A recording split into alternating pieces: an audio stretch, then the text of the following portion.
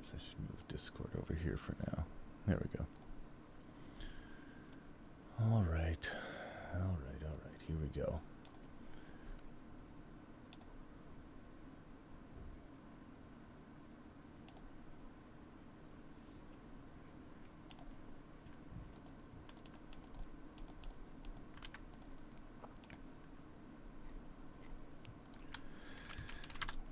We are live.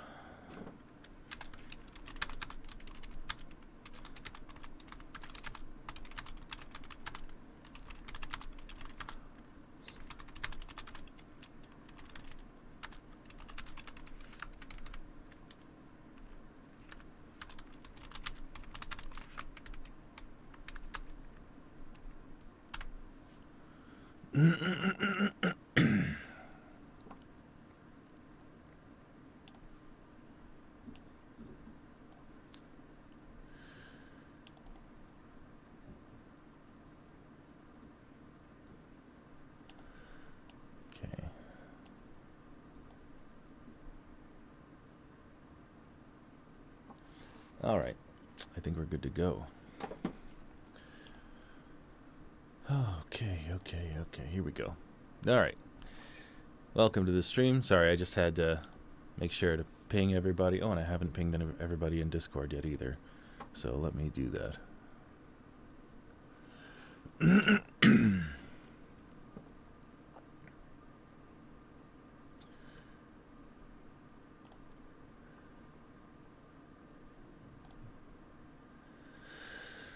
Okay, here we go.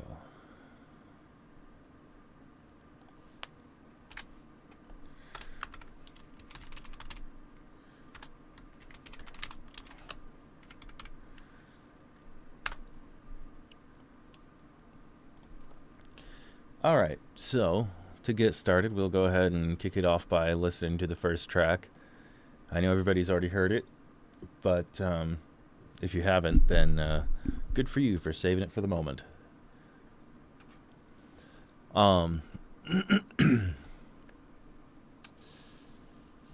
So before we, after this one, I do want to show you guys something that's kind of cool. But well, we're gonna talk about a lot of cool things. But all right, here we go. This is The Same Sky, track number 1.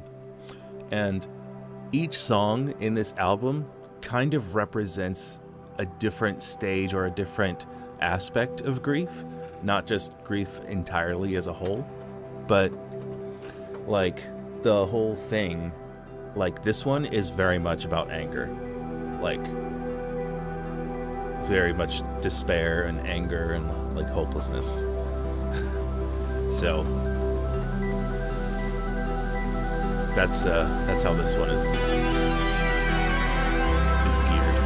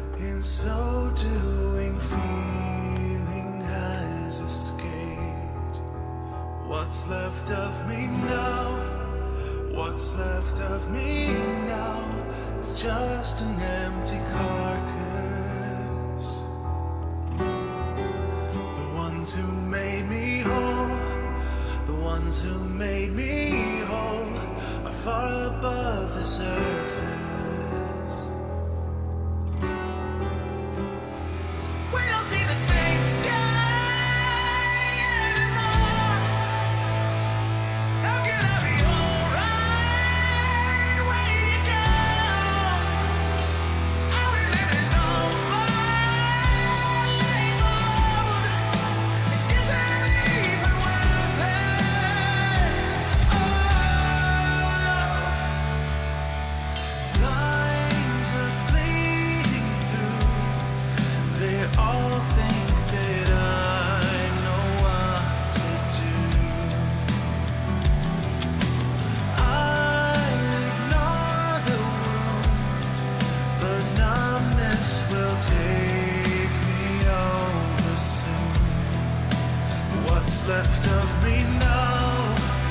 What's left of me now is just an empty body. The ones who made me whole, the ones who made me whole, have run it down to nothing. Oh, oh, oh. We don't see the same sky anymore. How can I be alright when you go? I'll be living on my life alone. Is it even worth it?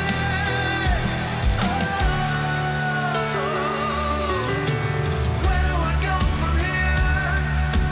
How do I disappear?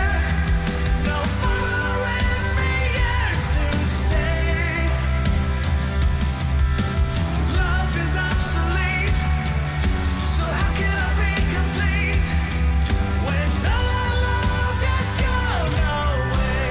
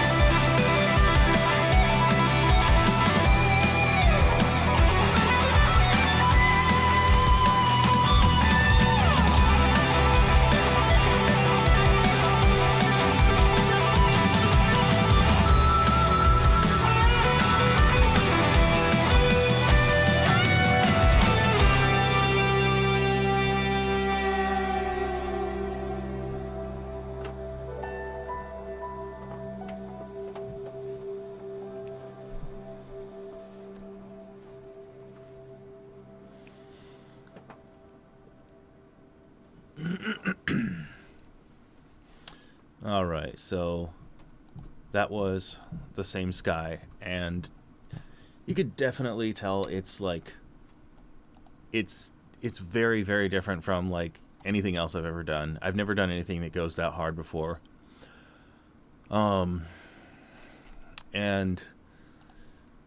a lot of emotions that like went into this song were very much like as negative as I could be about everything.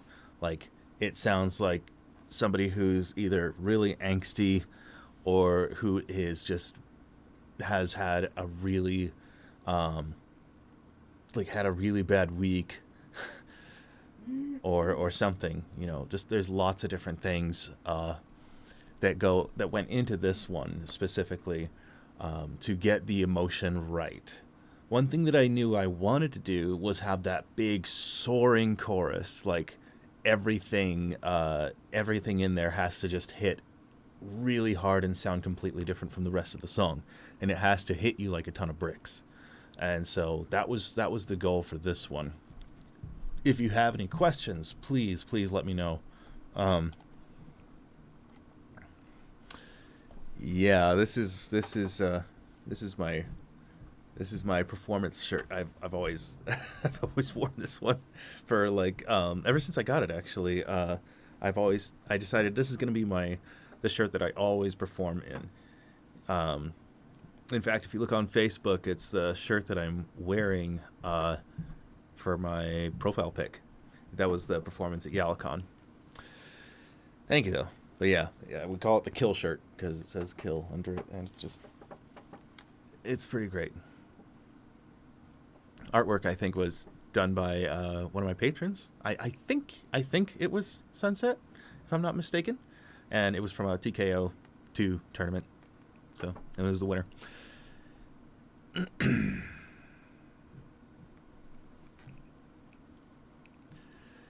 So, yeah. I actually did take inspiration from Cyril the Wolf in his vocal style.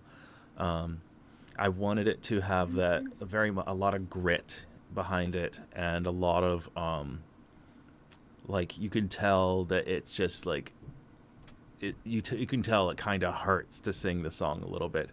And while it doesn't exactly do that, I did manage to make it sound that way.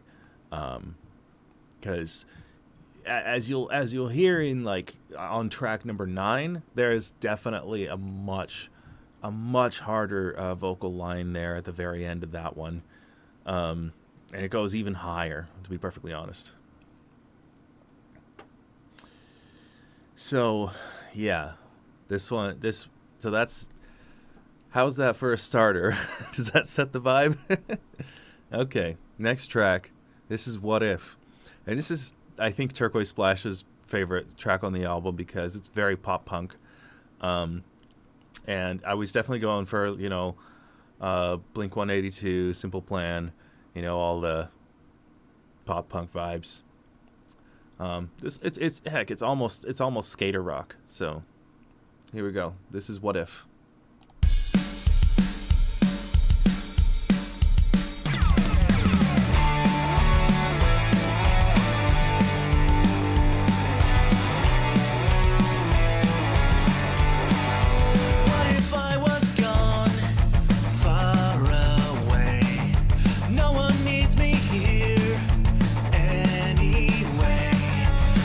Someone else took my place.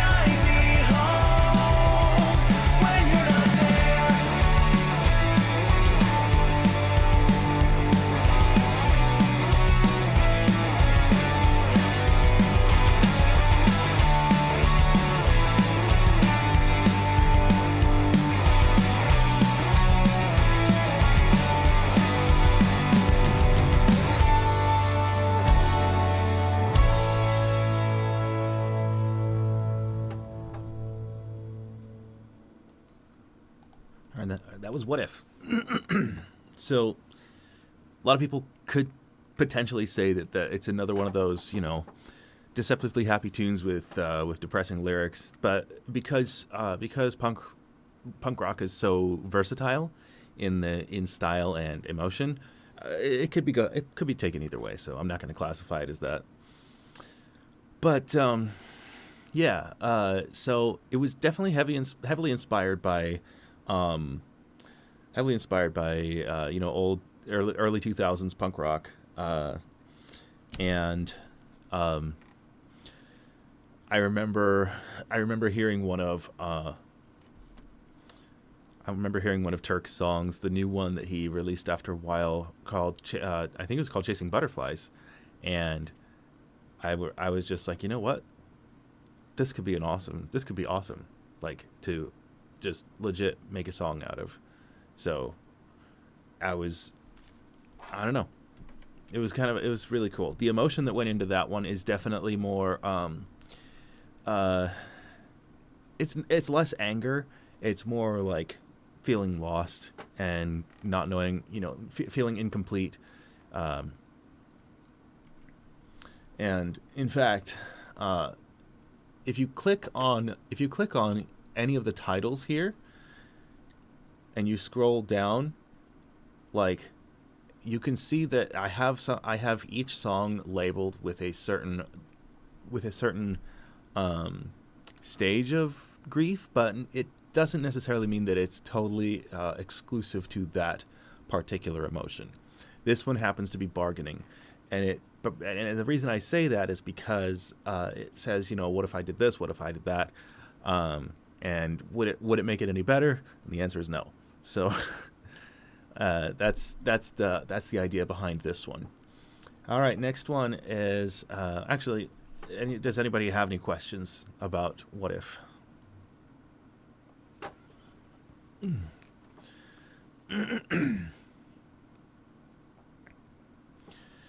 There's already a parody of Skater Boy, actually, called Wonderbolt, and it's on Prince Whatever's channel if you haven't heard it.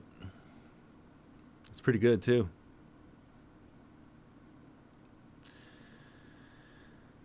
Yeah.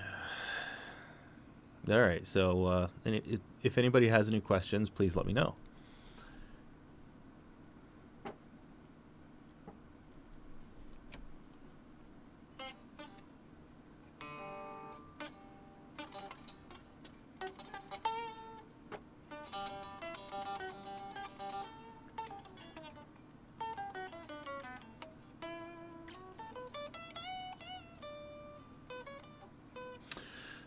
What's funny is that P1K actually already has a song called What If. I didn't even know until later on, but yeah. Or rather, I had completely forgotten about it. But yeah, it's kind of crazy. He's also the other, semi pop punk. His is more like pop rock, I guess, because the style doesn't quite get there. Doesn't quite get to the punk rock vibe for me. I am not going to Nightmare Night, no.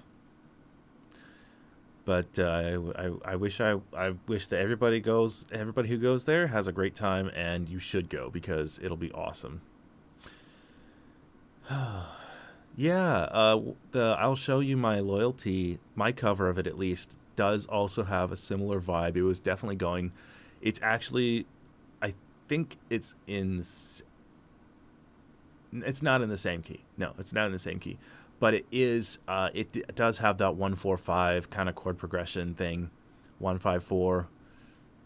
Actually, it does a 4-1-5, I think, in that one. But yeah, it's also very punk rock. So, but this is my first original punk rock song. So, anyways, all right. So the next one is very inspired by Joe Satriani. It's instrumental technically, but it has vocals in it to progress the story. And this is Koa's first appearance. This is called Wonderful Lie. I don't get why every pony is jealous of me. Sure, I'm immortal, but at what cost? And also, why? Why can't I just be like every pony else? Maybe I'm asking the wrong question. Maybe I should be asking, why can't every pony else be like me? Also, I appreciate the At least then comment they would up here. understand. Huge Forever Free Britney pocket dimension. Could I though? That's Could I awesome. just make something like that? Of course I could. I deserve this. I actually This is performed what I this one at need. Cider A Fest world last where year every on the pony Renegade is just stage. like me. Kind of cool. Nothing wrong with that, right?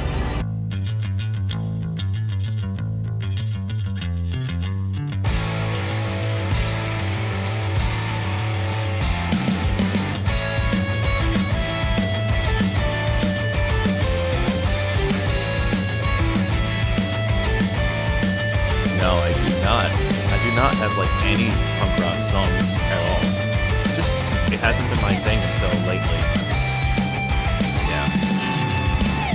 If you can name one, sure, go ahead. I don't think so.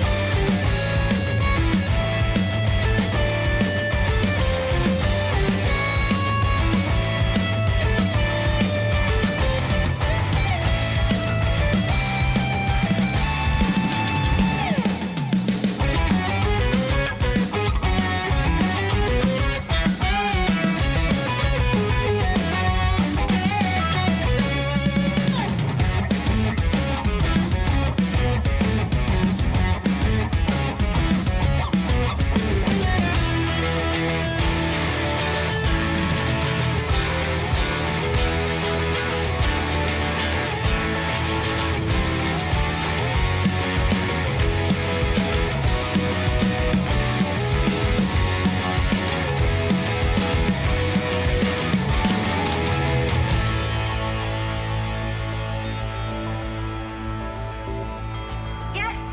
This could be it! This could be everything I hoped for. I'll have friends, and I won't be alone anymore. I won't be alone.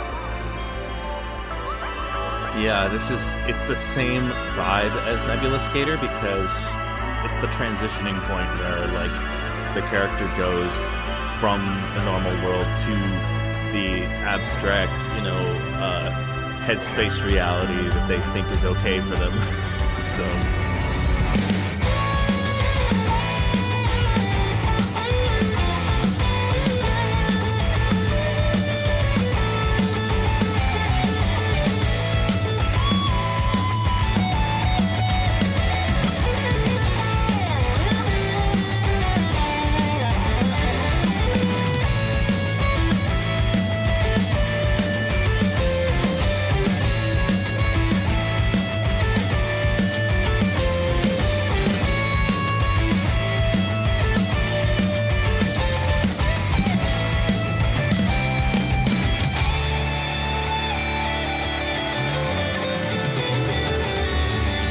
This is incredible.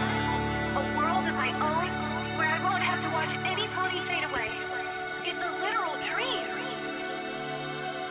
Is it wrong, though? Am I being too selfish? No, I need this. It's fine. Everything is fine. Everything is fine. and it smoothly brings in the next track like that, whether you're listening to the full length, subscriber exclusive edition, or if you're just doing the regular, track by track version. So yeah, it actually name drops. It actually name drops both the previous song and the next song. It says, what if, and then it says everything is fine at the very end. Yeah, so as Koa's first appearance in the album, it very much sets the stage of like what she represents, and she represents basically, she represents Twilight convincing herself that she's doing the right thing, and it's sort of the voice of reason. Whether she is actually doing the right thing or not is, it doesn't matter. It's just this is the point where Twilight is very much, talking herself through her own thoughts. So, whereas my voice is just kind of, experiencing the emotions, and rather than like, convincing yourself that you're doing the right thing. So, yeah. And yeah, no, it's not a Glimmer album. Definitely not a Glimmer album. I'm pretty sure the Wings could give that away. Anyway, so does anybody have any questions about that song? It's definitely very Joe Satriani meets kind of a Steve Vai kind of a thing, only it's not as complicated as either of their songs. Mine is definitely more geared towards big, long-held notes rather than mostly quick patterns. Except for the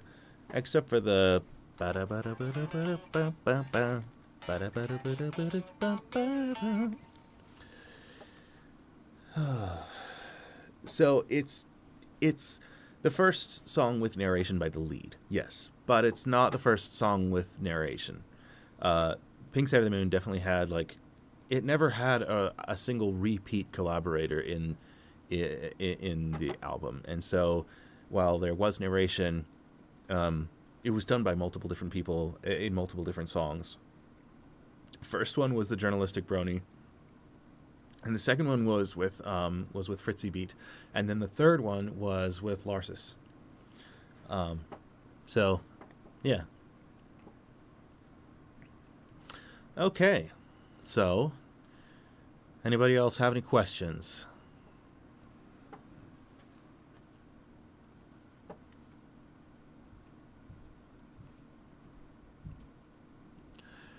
So, for this one, not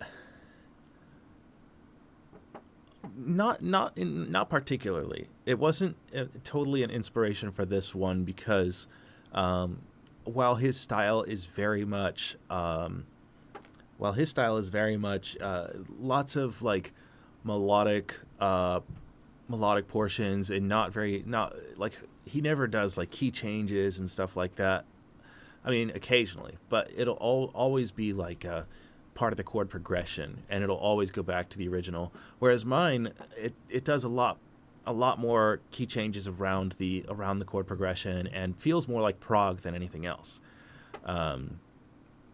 Whereas Cliffs of Dover doesn't ever change keys. I know how to play that song really, really well, but it's definitely an influence in my guitar playing style. But for this one, I chose more Joe Satriani. You gotta. Oh, crap. Oh. Okay, hold up. Oh, okay, there we go. Sorry, I had a little collapse. A little hard drive. My hard drive does a weird thing sometimes where it forgets that it exists. Anyways, but this one in particular was definitely more geared towards Joe Satriani's style. You got to think like Surfing with the Alien, and maybe even what's that other one? I think it's called 1980. And the more recent one that he did called I think it was called The Elephants of Mars, something like that. Yeah, it was more heavily inspired by his sound than anything else. Guitar tone, maybe not so much, but the structure of the song and his, melodic patterns, it was definitely more geared that direction. Okay. And as for how much consideration is put into narration, I feel like there can be just enough. I typically limit it nowadays. If it's only 2 concept albums basically, and only if I feel like it adds to the song. Like this one, I felt like it added to it because it didn't have anything like that, and it gave a voice to the character. And so as an introductory, personality, I think this song introduces Koa's part really well. And that's the only narration that I have in the entirety of the album. There's no other narration at all. Whereas Pink Side has it, like in the close to the beginning, one right in the middle, and one right at the end. And I think while that one was fun, it was more for the sake of doing lots of collabs and putting a voice to certain, I don't know. I just overthought a lot of it. So, yeah. All right. So next one is it's called Everything Is Fine, and this is Koa's first vocal track, where she sings instead of narrates. And it was definitely supposed to have more of a Pink meets Sarah Bareilles, vibe to it, and I hope it captures that pretty well. I think it does. Here we go. Well, I crossed the white line, couldn't care what's left behind. Gonna bottle up all of my doubts. I'm ignoring all the worries and writing new stories. I couldn't be happier now. Could have stayed and become a sobbing mess. Not what I had in mind. Everything is fine.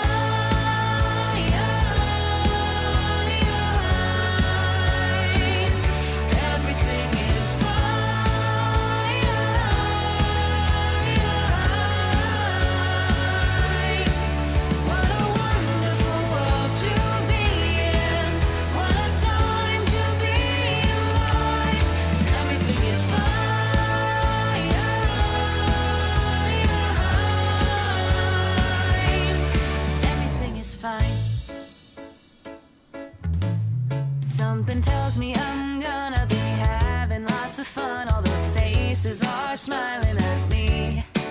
I may have built up a wall, but I'm having a ball, and I don't think I'll fall, 'cause I'm hearing the call, and there's nowhere else I'd rather be. Could have stayed and remained a sad princess, but I think I'll decline. Everything is fine.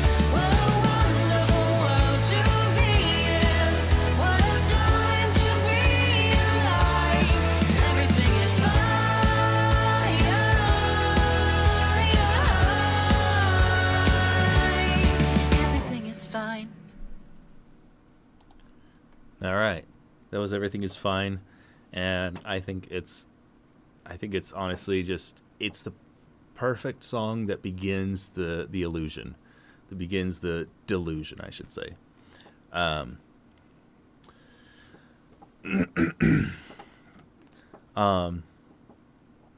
So it definitely is a callback to my older stuff. It has some elements of my Laughter song, and it has a lot of elements that are similar to Here on the Moon, like the swing beat with the happy-go-lucky vibes, and but the chorus vibe is definitely new for me. That one was definitely very pop rock oriented. It's supposed to be as pop can get, for the chorus. So with that, that one is definitely Denial. It's it's like there's no arguing with that. It's very much about denial, and convincing yourself that that nothing's wrong, that everything is okay, and that you don't have any problems, and all your problems are gone away because you have this new fascination, this new place to live in, and now all your problems will never ever exist again. And yeah, I'm hoping, by the way, that line right there will be the line that everybody shouts when we do it, when we do it live. Best princess, So I think that would be super funny, and just also this song would be a great time to perform. It's one of the easiest out of the whole album, and that's saying something for me, because my songs are typically easy to play, technically. They're very technically easy to play. They're just the only thing that makes them difficult is sometimes the structure and remembering what part goes where. Because sometimes I throw in a little pre-chorus that wasn't in the first verse, or wasn't after the first verse, but it's after the second verse instead, and then I change up little bits and pieces here and there, and everybody hates me for that when they have to practice it. So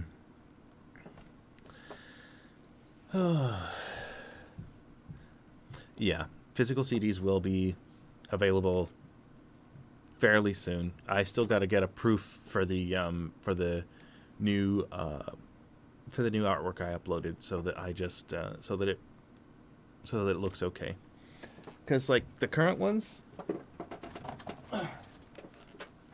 they look all right. Oh, actually, I have one up here. There we go. They look all right. This is what they look like, but as you can tell, it's very faded, and you can hardly see anything on it. So it's a lot of detail in the artwork gone to waste. And so I had to reorder just the cases. The CDs turned out fine though. And for those curious, the back also looks fine. It looks okay. It could be a little brighter, so I made it a little brighter. But yeah, that's the back. Anyway,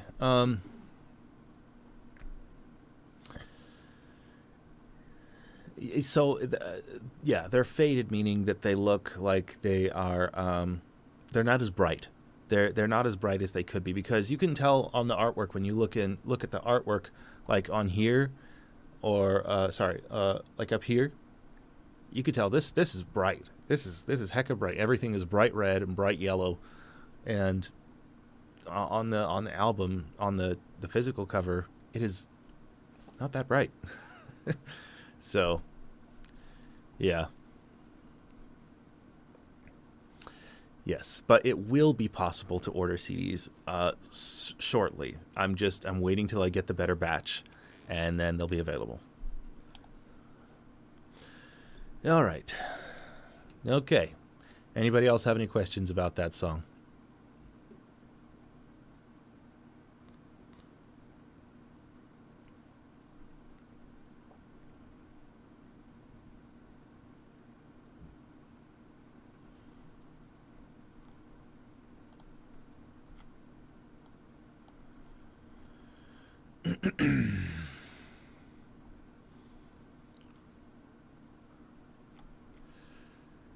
All right, and if not, we are going to go ahead with the next song. And this one is also, it's definitely more of my old style. I'm used to this sort of folky, southern rocky style. I don't go terribly into country, but I do like a good Southern rock song. And this is like, you could imagine maybe like Willie Nelson or what's the other one? Like Jim Croce, singing this. So yeah, and this is me and Luna Jax performing this one, and then Meta Joker does a piano solo. So here we go.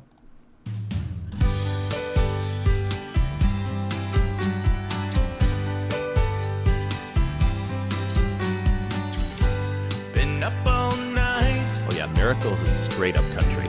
my mind won't sleep. I should be dreaming now so easily. I can't see past the border outside. Why is it never right before my eyes? It's so hard to find. Don't you know that I've got nowhere to go? I don't even think you wanna know. Don't I have a choice at all? Crystal ball, I'm out of hope, 'cause I've got nowhere to go. This actually used to have an electric rhythm part, but I took it out because I thought it detracted from it. I was right. I've seen it before. I know your case. Oh, there it goes again. I see it written all around your face. I don't have a cure. That much I know. Just take a look from here and take it slow. Just get on that road. Don't you know that I've got nowhere to go? I don't even think you wanna know. Don't I have a choice at all? Crystal ball, I'm out of hope, 'cause I got nowhere to go. Thanks a lot, you've been kind. Stay a while, there's no line. Well, if you really don't mind, just take your time. This is Meta Joker.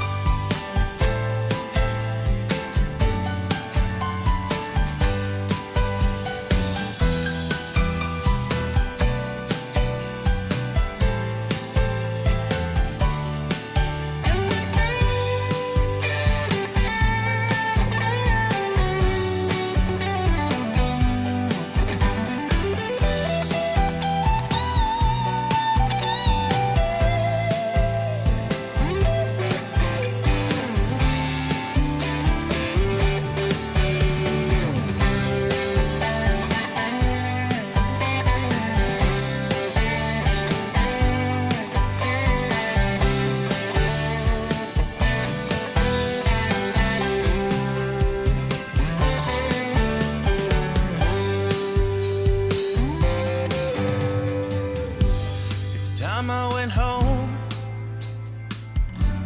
That makes us two. I know that what you need will come to you. From this point on, I'll follow the wind. Sometimes we all just have to breathe it in. That's just how it ends. Don't you know that I've got nowhere to go? I don't even think you wanna know. Don't I have a choice at all? Crystal ball, I'm out of hope, 'cause I've got nowhere to go. Ooh, no, no, no. I've got nowhere to go. I don't even think you wanna know.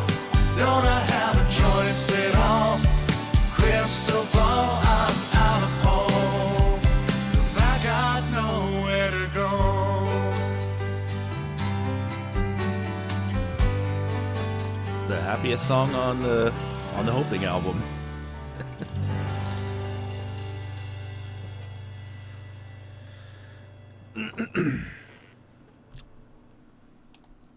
Honestly, I don't think I've ever felt more compatible collaboratively with anybody else.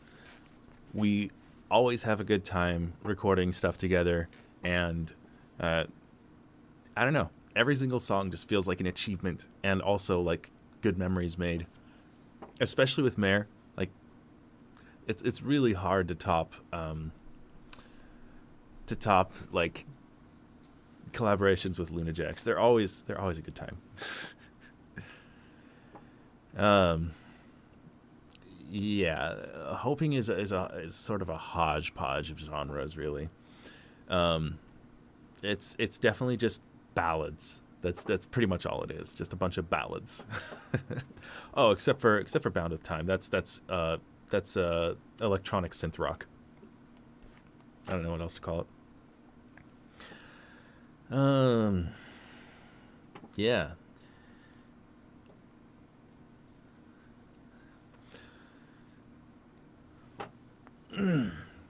So, anybody got any questions about that? That one is also definitely more about depression. It's about like, it sort of fits in the story.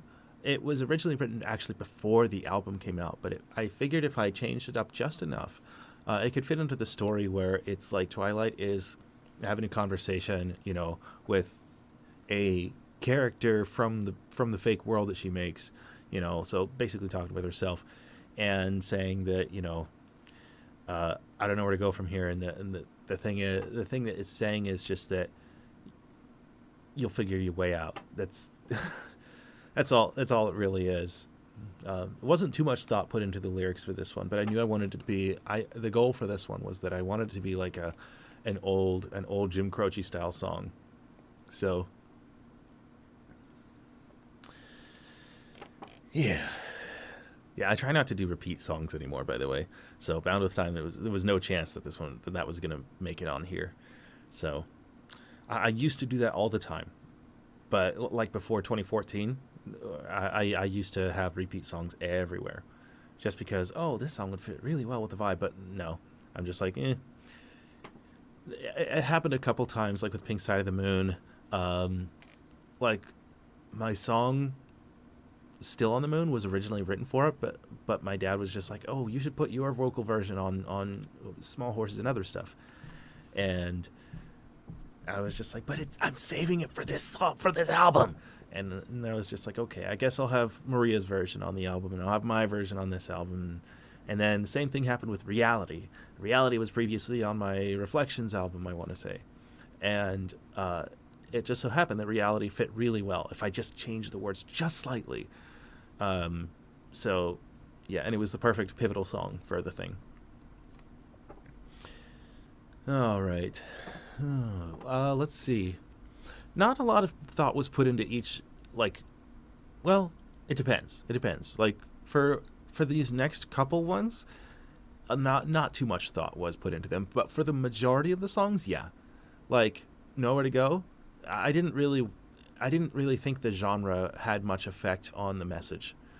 All that I know is that the old classic singer-songwriter style was very much geared towards wholesome subjects, typically. Like love songs or breakup songs, or just like just altogether. It was never anything edgy, never anything like too controversial or anything that was like a bold statement, stuff like that.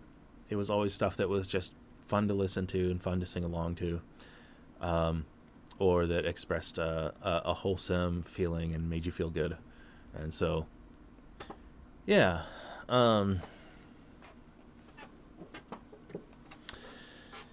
Yeah. So that's that one. And the other ones, like The Same Sky, the genre is definitely like focused. It's definitely hard rock. It's no doubt it's hard rock. The intro is like synthwave, but the majority of the song is very much hard rock, and because a lot of like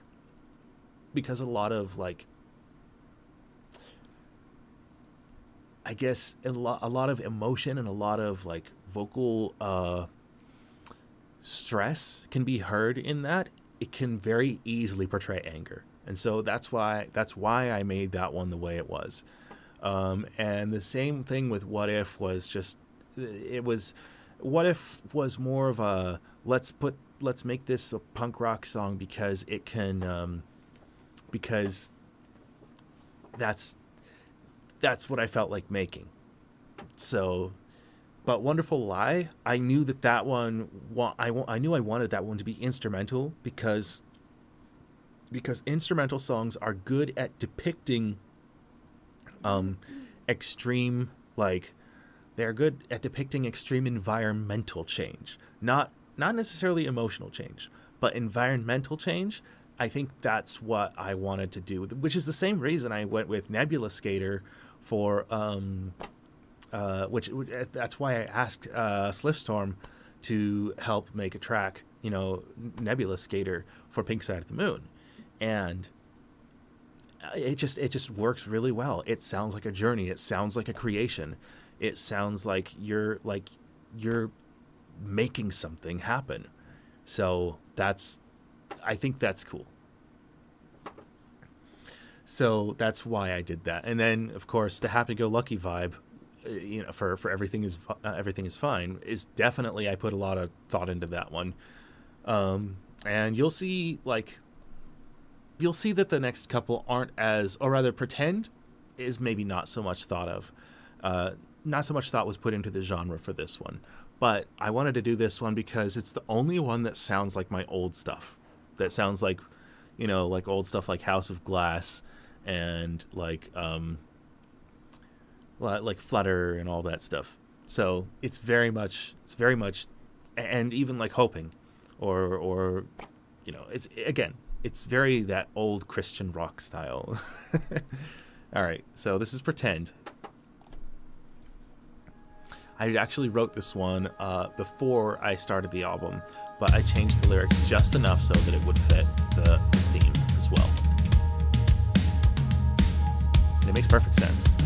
In the jungle of corridors, circling and boxing me in. It sometimes gets hard to remember where I've been. It's cool that they let you play it in school. So I keep inside of a 3-track mind, a one-room world for two. Yet I find myself with no one else. This empty space was meant for you. I told myself that I'd be free, away from tragedy. If everything's in front of me, then why can't I believe I see no friends? I guess I'll pretend. It was in progress for about a year and a half. If you're wandering from town to town, see if you can find where I am. I'd show you the way, but you just don't understand. It's a simple game when you hide away and the other looks around. So here I'll stay and here I'll wait. We'll play until I have been found. Oh, I told myself that I'd be free, away from tragedy. If everything's in front of me, then why can't I? Yeah, a lot of people said that the intro sounds a lot like Move Along by All American Rejects. I guess I'll pretend.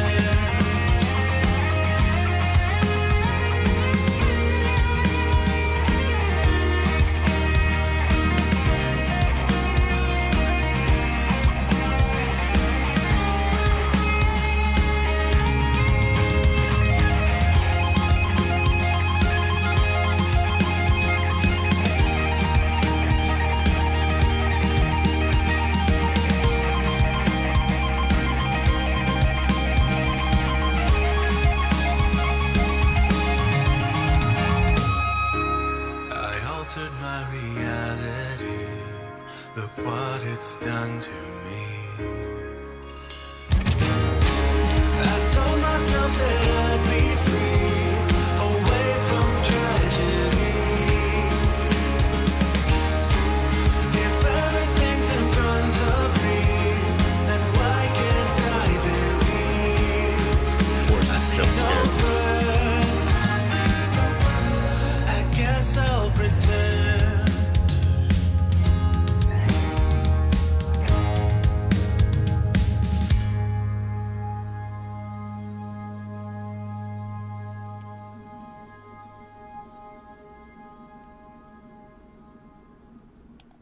Yeah, this one, like I said, definitely sounds like my older stuff.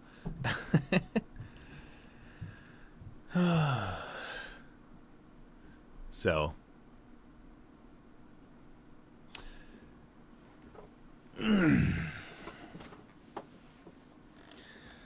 yeah, it's definitely, that one is most definitely like the most like my older stuff. It's very, very Christian rock sounding, very wholesome.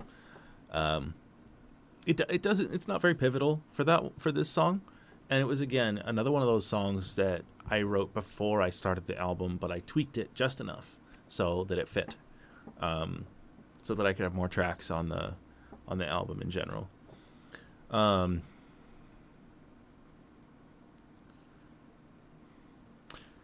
Bueno, bienvenido.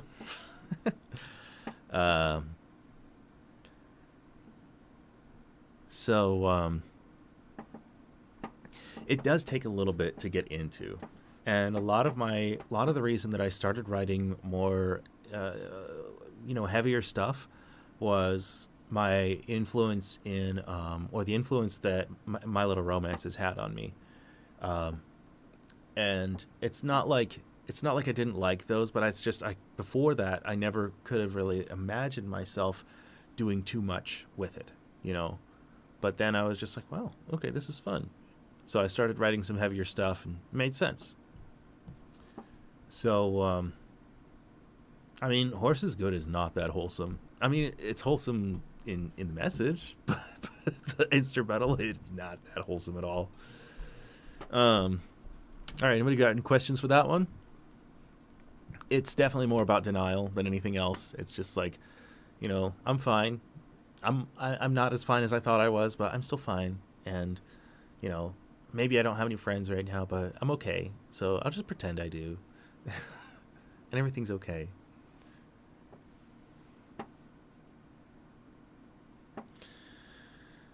All right, so if nobody has any more questions about that, then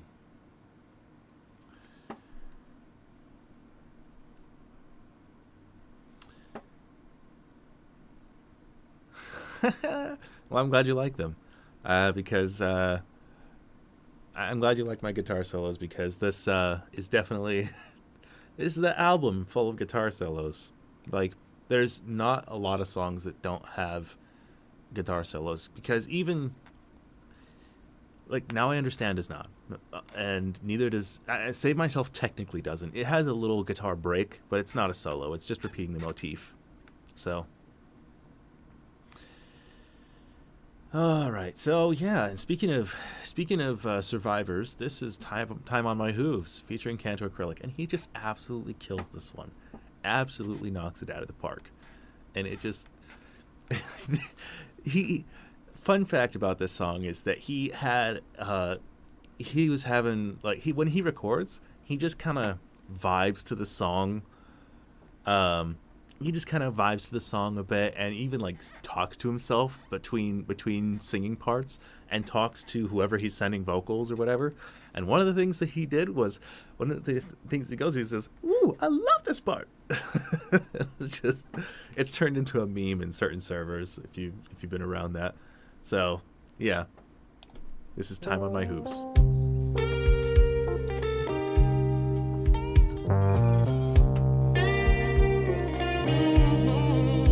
Got so much time on my hooves, wish I could give it all away.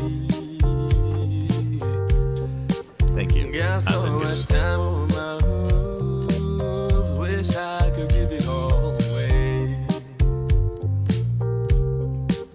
Say every pony has their time. Oh, honey, that it be the day. Oh, yeah, I remember every face. Wish I could wipe it from my brain. Said I remember every face. Wish I could wipe it from my brain. I'd rather have no pony to miss than end up crying in the rain.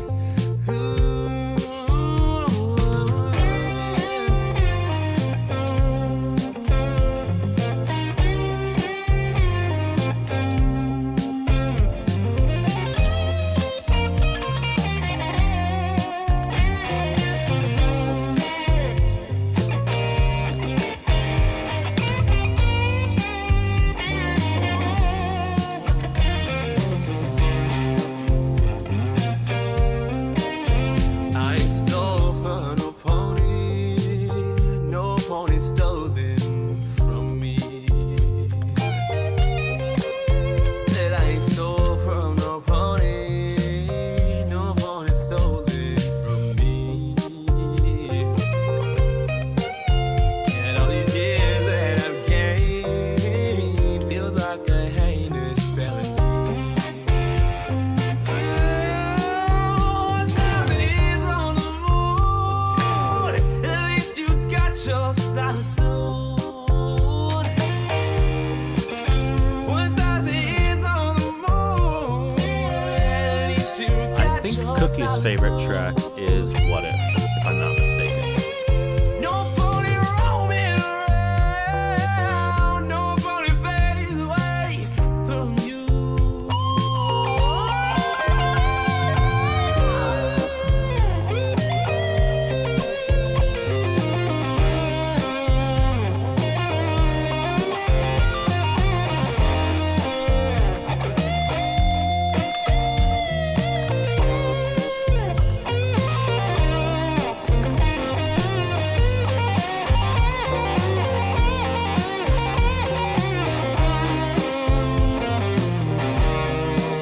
Come on now.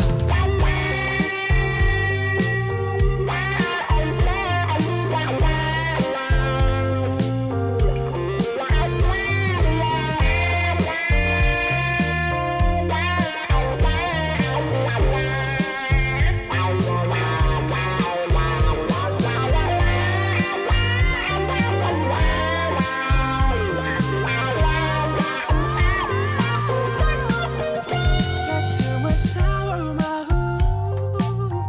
Wish I could give it all away.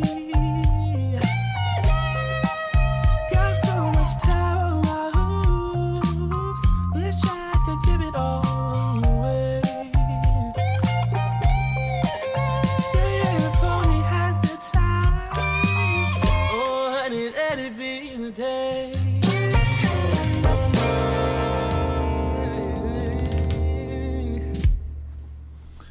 All right.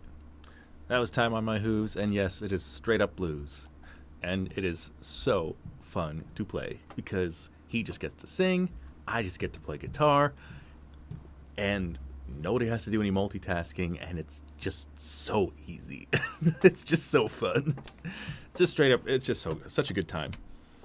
I'll tell Jackson that you said that, actually. He would probably love to hear that.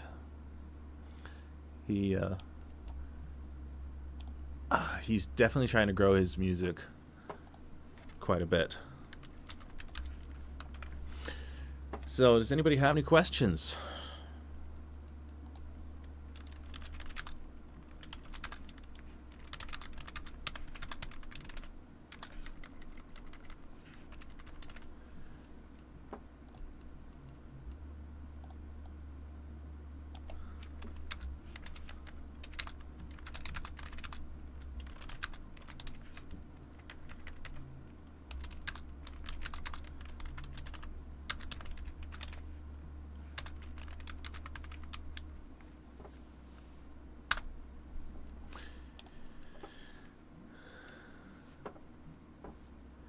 Yeah, that one was one of my favorite lyrics.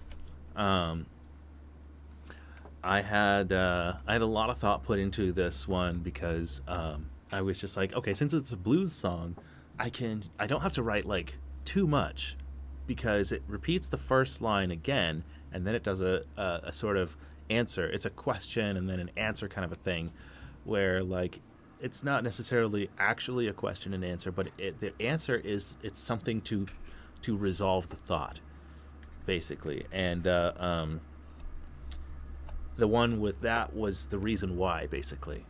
So why? So it basically 1,000 years on the moon, at least you've got your solitude, and that's the question. The question is why is it better? You know, and then the answer is because you don't have to miss anyone.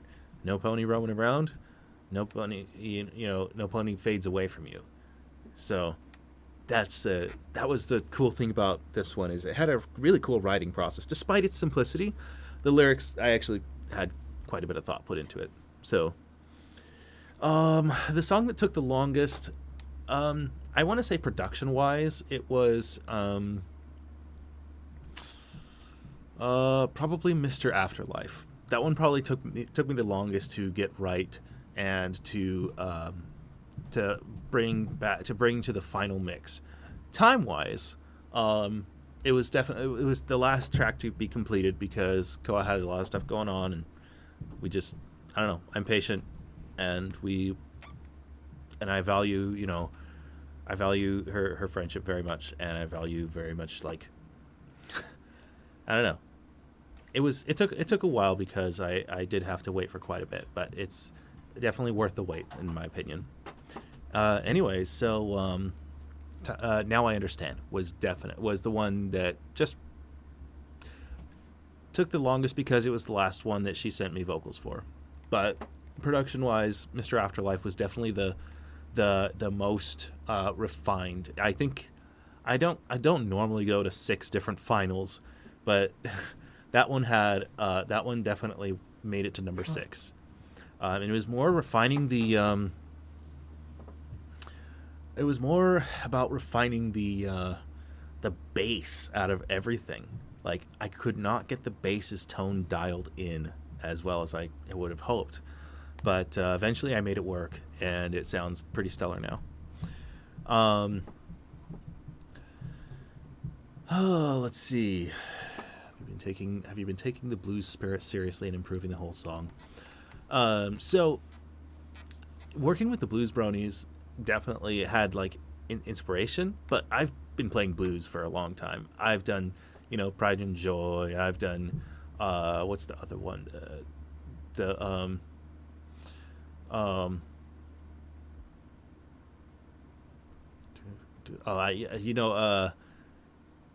I think it's called I'm Daring.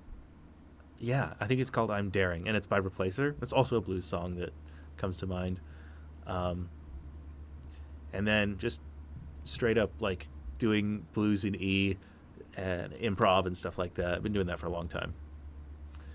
Yeah.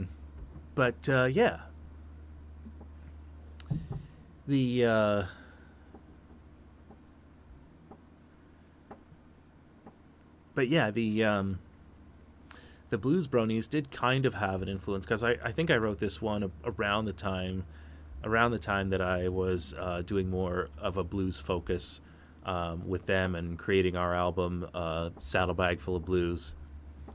And so while it didn't necessarily make the cut for that album, because I was just like, okay, I really want Kanto to sing this one, and I really wanted to have that BB King vibe, and I wanted to have that sort of, I don't know, I wanted it to have a different vibe than the Blues Bronies. So I didn't really get them involved in this one, and it was more of a solo thing between myself and Kanto. But it did come about because of the influence that that Blues Bronies had on me. And let me tell you, working with them is just a blast.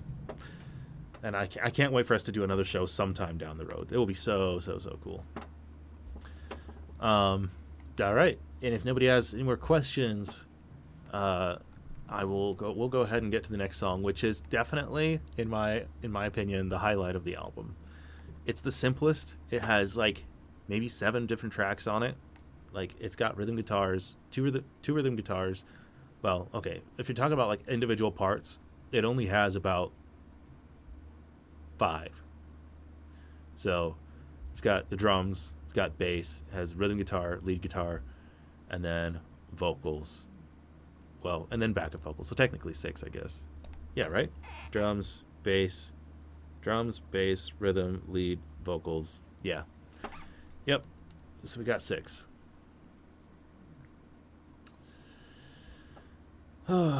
It'll be watchable for about a week, depending on how many views it gets. If it doesn't get too many views, then I'll keep it up. But if it's detracting from people listening to the actual album, then I will probably take it down, because I'd rather people listen to the actual album than keep watching this stream.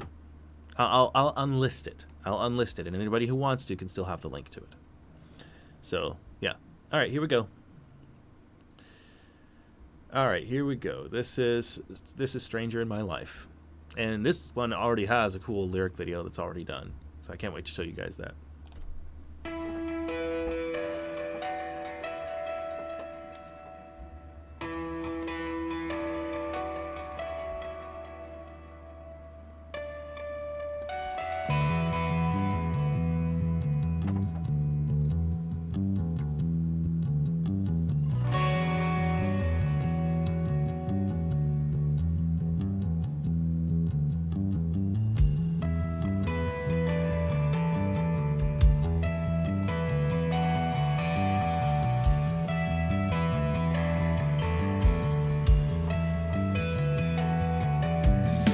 Fog is getting thicker, voices in me bicker. Need the rain to rinse my tears away. What's the point of living? Life is unforgiving. Why does my existence avoid decay? Wandering all around me are strangers in my life,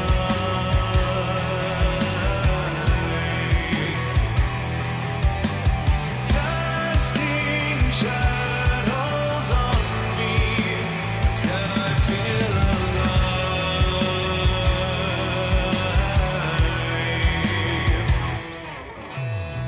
Watch the faces fading, all the while. Not released on Bandcamp because it's a collaborative album that has songs that are not just my own, and so I only released it on DistroKid. So like for like all the streaming platforms, so that it can evenly be distributed, Seems I'm giving you can do in to even splits. Because for Bandcamp, you have to do splits manually. It's kind of a hassle. wandering all around me are strangers in my life,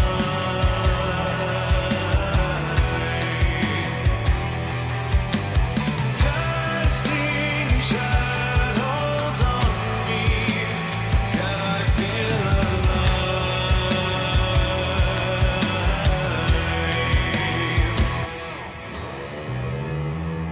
Yes, this was written and recorded in one day. It was the first one I actually finished for the album. It made me so excited for the rest.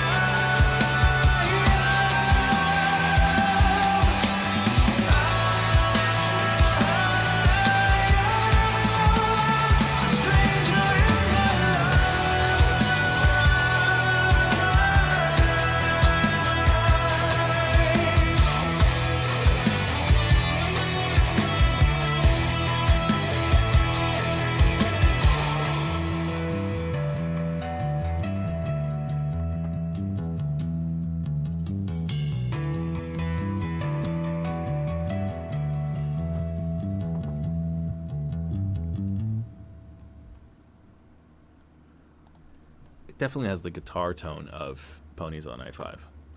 But yeah, that is Stranger in My Life, and it is so cool and so fun to play. I was heavily inspired by Ted Nugent's Stranglehold.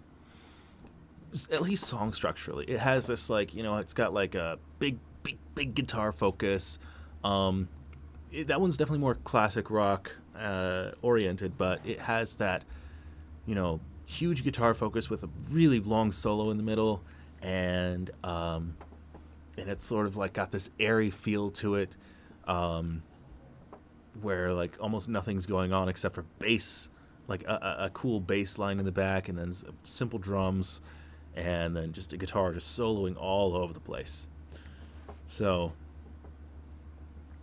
yeah, it's definitely a very, very it's sort of Ted Nugent meets U2 almost, except for like U2 doesn't do that kind of soloing. And as for the vocals, the vocals were definitely, again, more inspired by Cyril the Wolf's vocal style, because he's just such a good vocal style. So cool.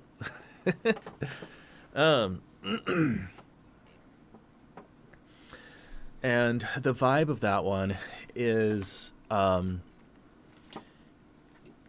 it starts out with like blame, like feeling like everybody else is the problem, but it's the song that basically says, I still have a problem, and this is still happening, and I'm still grieving, but it's still very much about like being in denial about what it truly is and the weight behind it, and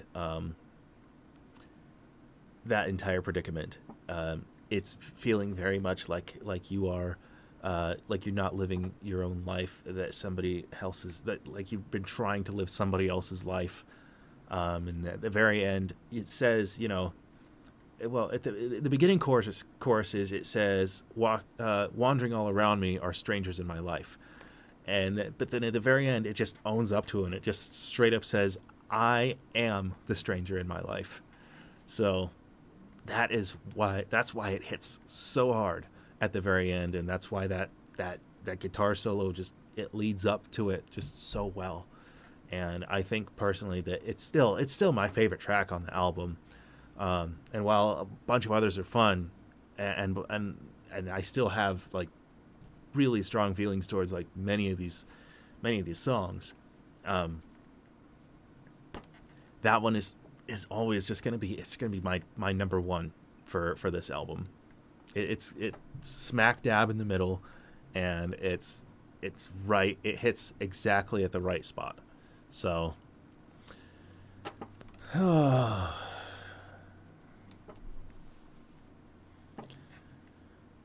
alrighty.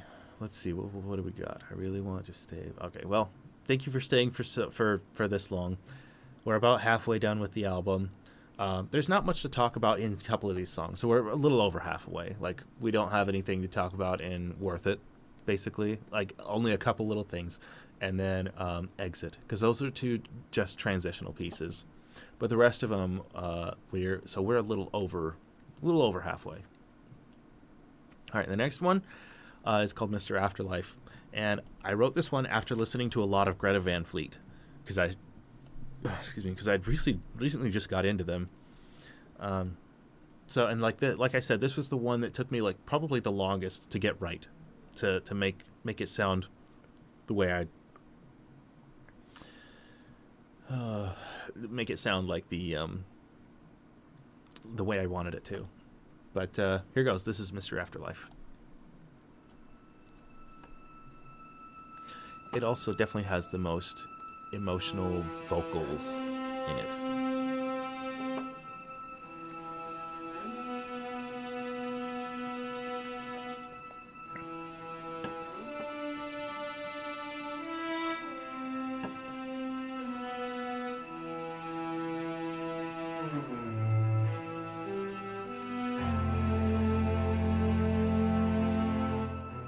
Shut up, Josh.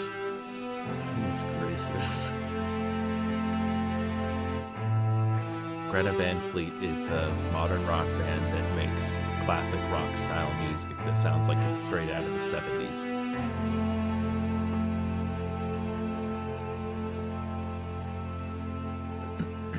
I think it's time I paid a visit to my old friend Sanity. He said he would be waiting for me.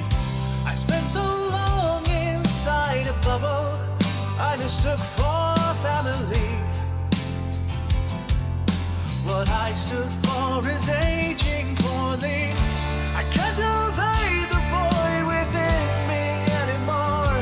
I am a shell of who I was before. Dear Mr. Afterlife, yes, I would like to make a trade.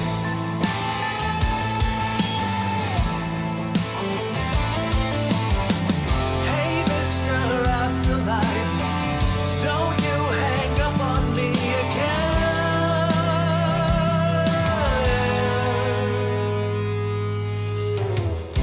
I've given time to reconsider turning back this crooked dream. The fantasy became a nightmare. I realized I was the filler, and I made myself believe.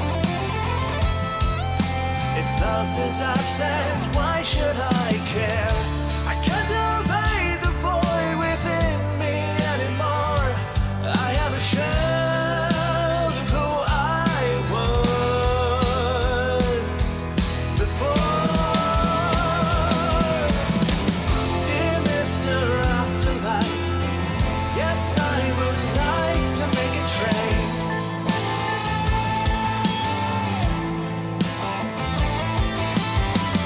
Hey, Mr. Afterlife.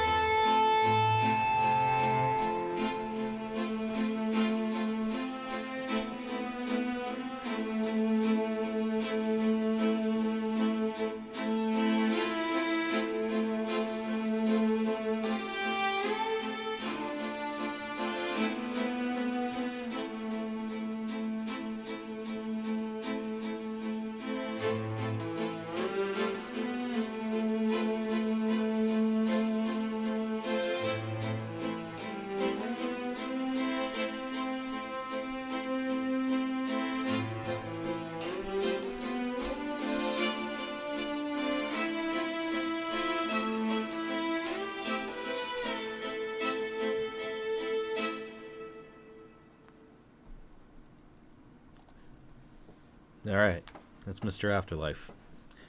And like I said, it's not like the coolest. It's not as cool as Stranger in My Life, but it definitely carries the emotion that needed to be said there, and it's no longer about blaming others or about having a mental crisis or having an identity crisis. At this point, it's about bargaining again, and at this point, she's basically like, if there's some sort of being that exists that is in charge of all this, please, can I make a trade? Can I, at that point, she's desperate to have old friends back and to do anything. So it's a very emotional part of the song.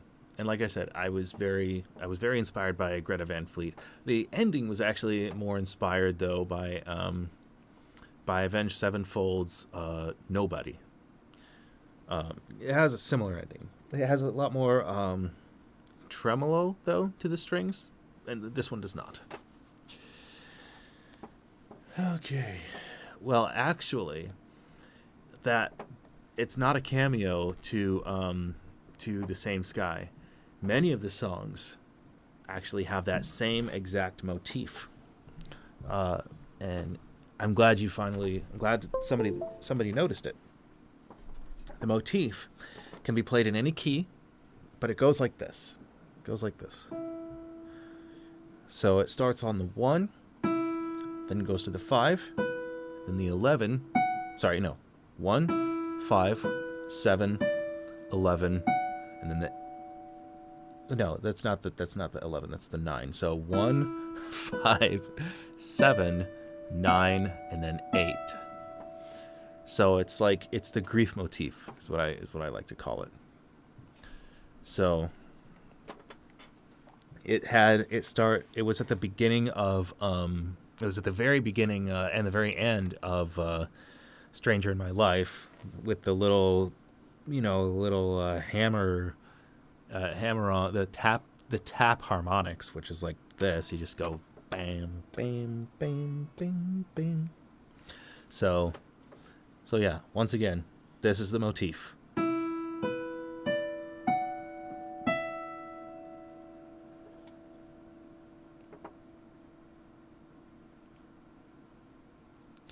So, and it's also at the very beginning of it's at the beginning of The Same Sky.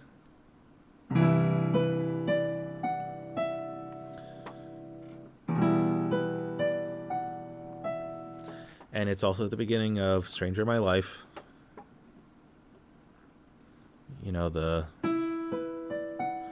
And it's also here, but it's in it's also in Mr. Afterlife, but it's there. It's at the beginning of the song and at the end of this song.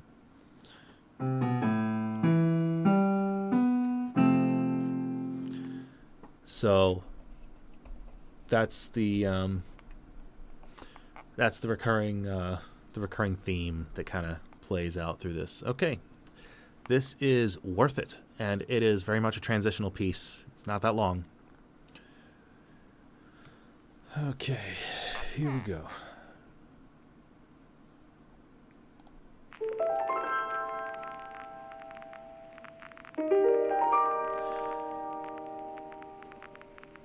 I hate to burst your bubble, but Pink Side of the Moon is not about grief at all. It's about depression.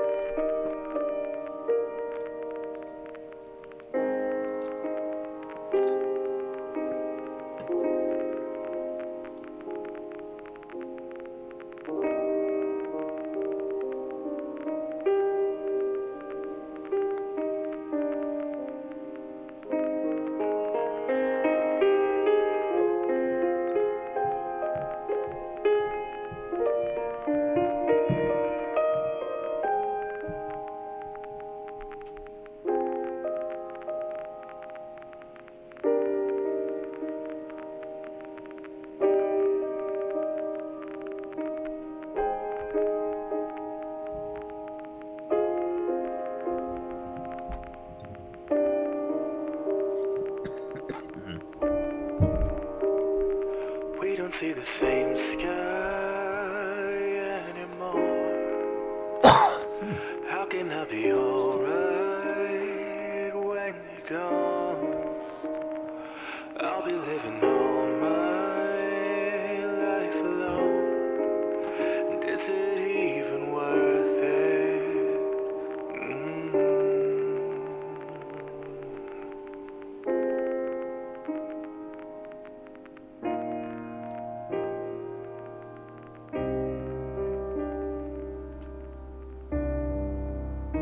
Yeah, but Pinky's not grieving over anything.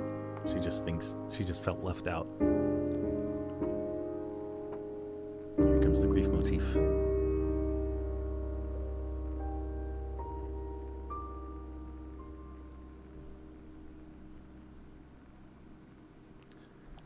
Alright, so there's not much to talk about it.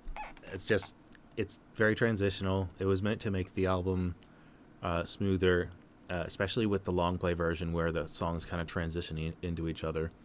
The smoother transitions that I have are actually What If and Wonderful Lie, and straight into Everything Is Fine. That whole thing sounds like smooth as butter, like they were meant to be played right next to each other. And the same thing actually goes for Here I Am, Exit, and Our Lives. Okay. Yes. No, I get what you mean. Depression is very much, it is a stage of grief. But in that one, it's not about the same thing, because that album has nothing to do with loss or losing anybody. It has more to do with mental illness and like isolation and depression. So that's why I like to draw a line between the two, because while they have similar structure in like storytelling, the theme is very different. So yeah, all right, next song. Oh, and if you didn't notice, yes, those were the lyrics in the chorus of The Same Sky. And the meaning behind that is that we've now come to the point where we're no longer pushing away the problem. We're no longer in denial about it. We are realizing that the problem is still there, and that we are still an emotional wreck. So yeah, that's worth it. That was that song. This one is definitely the most emotional piece in the entire track, and it's very different from everything else because it's just piano and vocals and a little bit of strings here and there. So I hope you enjoy this. This is Now I Understand.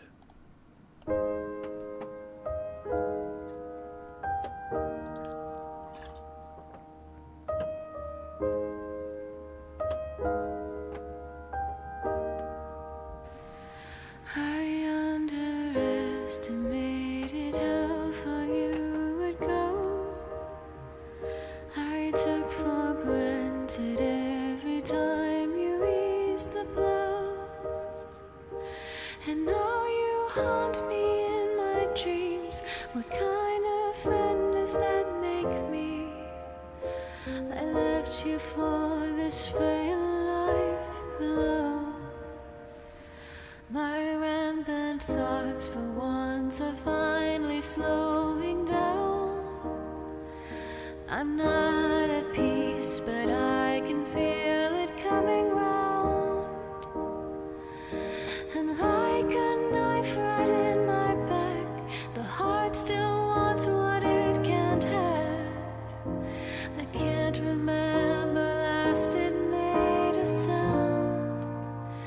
I never knew what you meant to me, but with your absence I finally see you were the greatest gift I ever had. I don't accept this, but now I understand. The purpose of it was to make it sound like It was a message that finally arrived to somebody, like it's being played on a record or something like that. Communication is a weaker trait of mine. So many things I could have said before your time. One too many, an excuse, not enough sorries or thank yous. Sometimes I hate the way I was designed. Take me back through all those years. I would still repeat the tears. You went off beyond the hills, and I'll be here forever still. Never thought I'd need a friend to save me from my loneliness. I never knew what you meant to me, but with your absence I finally see you were the greatest gift I ever had. I don't accept this. How could I expect this? I don't accept this. But now I understand.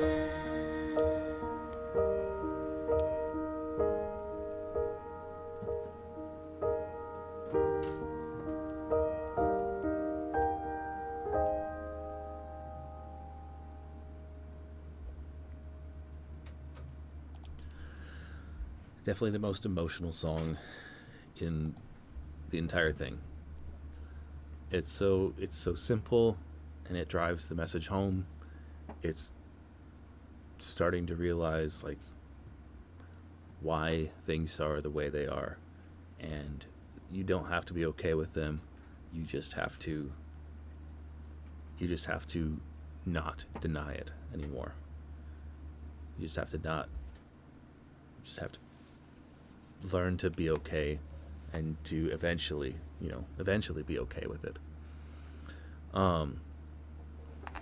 So that one has a lot more personal meaning to me, because it was heavily, while I wrote it, the only thing that I could think of was when I lost my grandpa. I think I want to say about 2 or 3 years ago, and I just didn't know what to think, at the time, and only now I realized, because I wrote this, I think about, I want to say I wrote this one maybe a little less than a year ago, and that was when I was finally able to put my thoughts into lyrics and express how I felt, despite it having been a couple years, because that was the first really, really, really close person that I lost, and it was so hard. It was so difficult, especially being at such a lucid age, where everything that's going on around me, I'm much more connected to, and I'm aware of things, and rather than just living life passively and stuff like that. So because I have a life that's more centered on a life that's like where I'm aware of things and I have close relationships and stuff, that was the relationship that hit me the hardest so far, because I knew and I loved my grandpa, and it was just so hard to let go, and it was just not fair, and we all felt like it was way too early. He had so much life left in him, but yeah.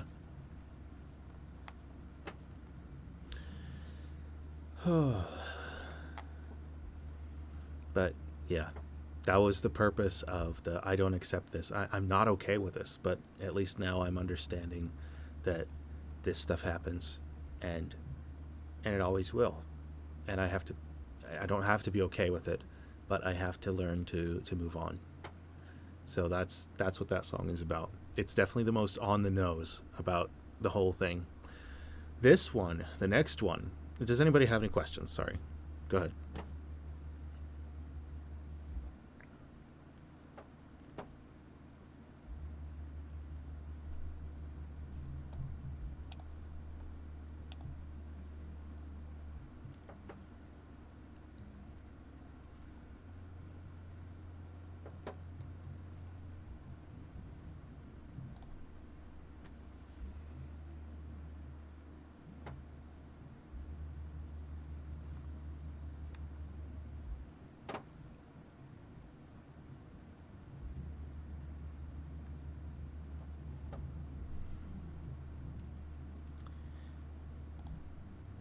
And if we don't got any questions, we will go ahead and play the next one.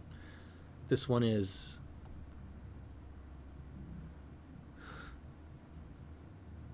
Yeah, it is true. It is true. There is no... It was all... So, yeah, so first, Captain Cluvo, there is truly no way to express how it feels. This was the closest I could get, and I don't think I'll ever come any closer than that. But for Drury, is it Sean? I'm guessing it's Sean. I'm guessing that's how you pronounce that. Anyways, or Sheen maybe. Anyways, yeah, it was kind of scripted because I gave her instructions to basically say, basically I just told her this song, you know, as you can hear it in the demo, it's supposed to sound real and raw and emotional, like it's having a hard time saying the words. Zine. Okay, got it. Zine. Okay. Anyway, so yeah, I just gave her those instructions, and she delivered very well and did it exactly how I imagined it being sung. So, and I think it delivers the emotion just right. All right. So, next one. This one is a little bit different vocally. I've never really done anything like this before. Because for this one, we both sing the whole time, the whole way through. It's not necessarily a duet. It's just two voices articulating what one mind is thinking. And this one is more about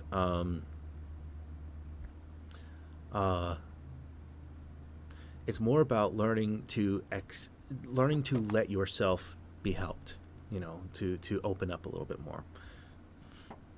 Because if you don't think that, because honestly nobody can help you unless you let yourself be helped, and that's what Save Myself is all about. It's a spiritual successor to Save Me. It's not about the same thing. Save Me is very much about OCD and, you know,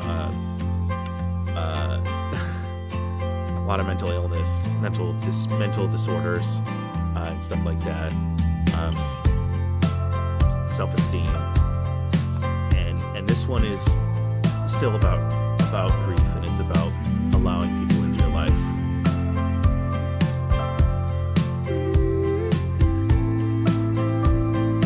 It does play the Save Me motif, though.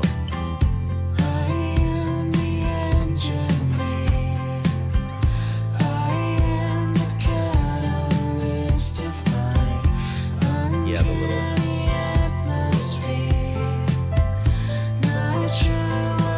It's the same one. It was meant to reference the old one.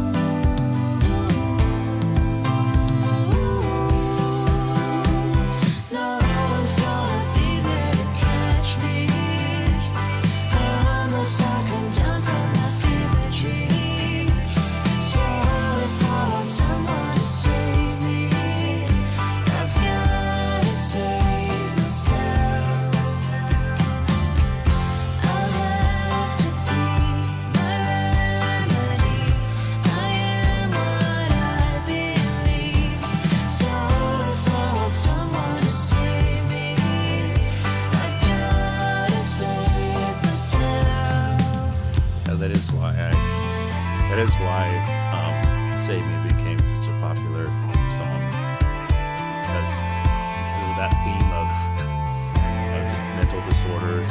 It's very, very strong in the Brony community, so it just makes sense.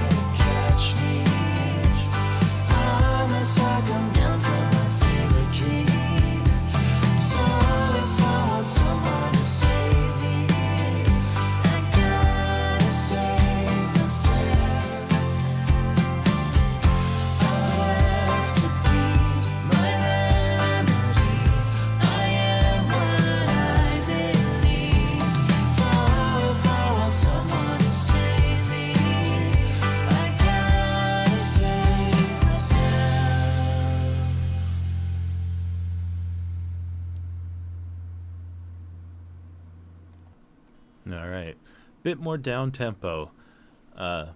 We've had a few songs in a row like that, and this is kind of the album where this is the part of the album where it just maintains that sort of slower pace, but the next one definitely picks it up. Anyways, does anybody have any questions about that song? First off, yes, it is a spiritual successor to Save Me because it has the motif. It's got the it was meant to be that.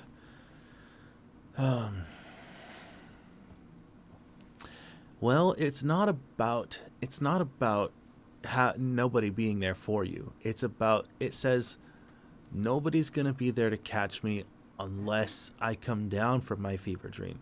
And so that it's implying, yes, there will be someone there, but I have to make the first step. So, yeah.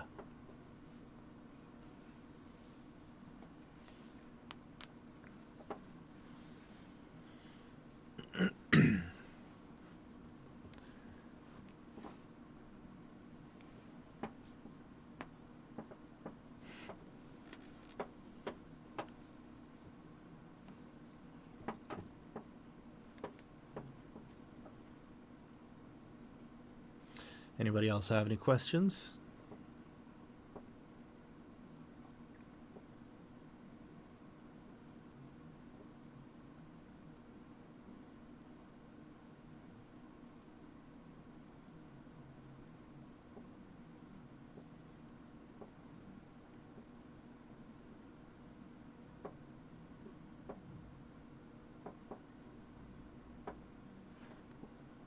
In fact, the original lyric was more in line with the fact that nobody's going to be there to catch me, so I got to do it myself. But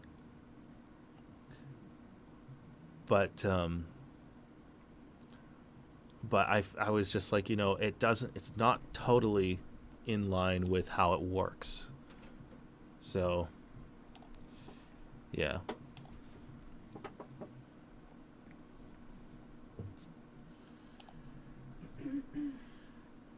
So that's why I had to change it.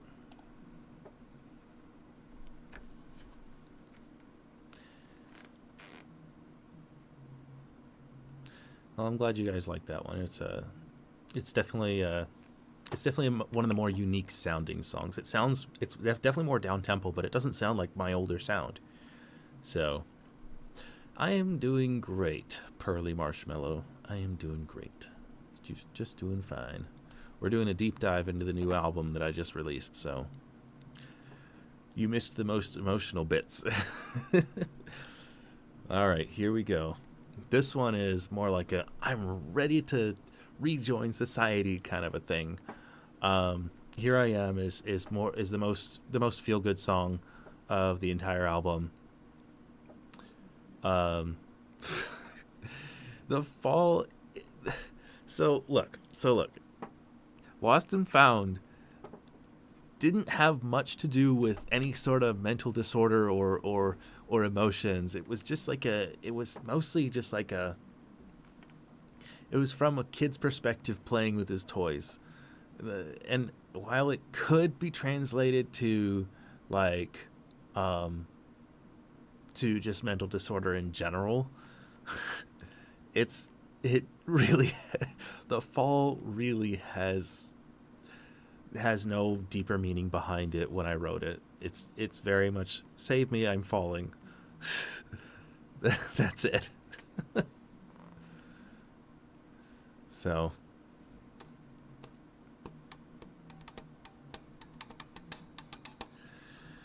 well, either way, if you're part of my Discord server, you can always ask me questions anytime after the fact when you've listened to it more. So yeah.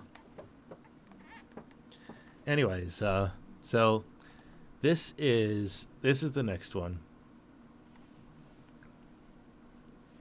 This is Here I Am, and it's heavily inspired by Rush. And if you haven't heard this one, it's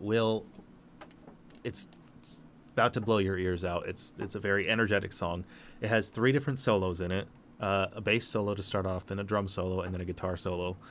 And so yeah, here we go. And once again, Koa smashed it completely out of the park. Yeah, it's linked in my in the description of my latest videos. So go check it out. My Discord server. Anyways, yeah, description of my videos. Videos description. Like, check out the newest one. It has a link to the Discord server. Anyways, this is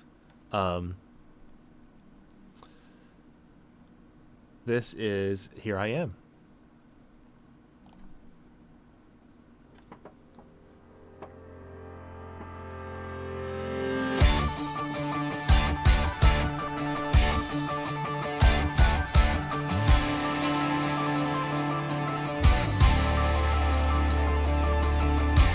I guess I needed a good distraction, but I'm awake and I'm back in action. Finally, I'm done living idly.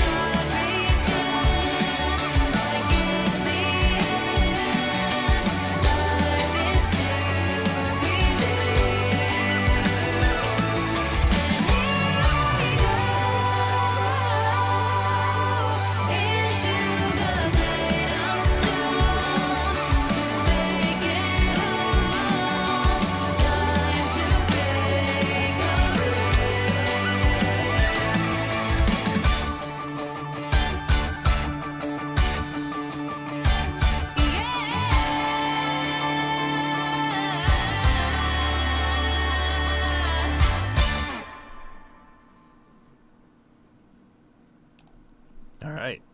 And on most fronts, that one is the hardest to play, just band-wise. So it's very high octane, high energy, ready to go. Let's go kick some butt, kind of a kind of a thing. And it's the only song in the entire album that's like that. I figured it needed that energy, that that last oomph to really to motivate yourself to actually get out and do stuff and move on and live life. And it's moving towards the acceptance point. So as for the bass part, it's actually not that complicated. I don't know if you could see this, but it's literally just playing on the octaves. It's like it just has a bunch of open strings for the, because I can't do slap to save my life, so I faked it and just did it with a pick, and made it so that it's like the, think like a Painkiller.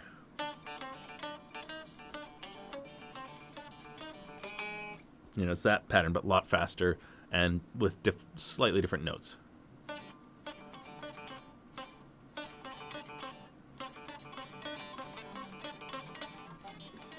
And then it switches to the next string.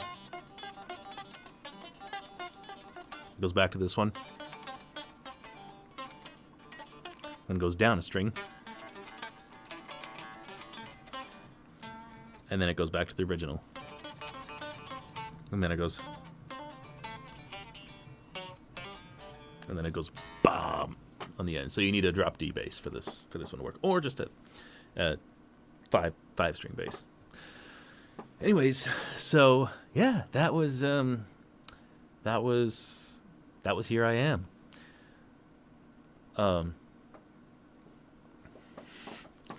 M-A-R-E. Here I Am. Oh, you're so funny. You're so funny. You're so funny. But yeah, it is a blast to play. And once again, all of these are all available on Clone Hero. So if you want to play that one, it is a 6 on drums. Like 6 is like the hardest difficulty, and then like 7 is like the beyond hardest difficulty.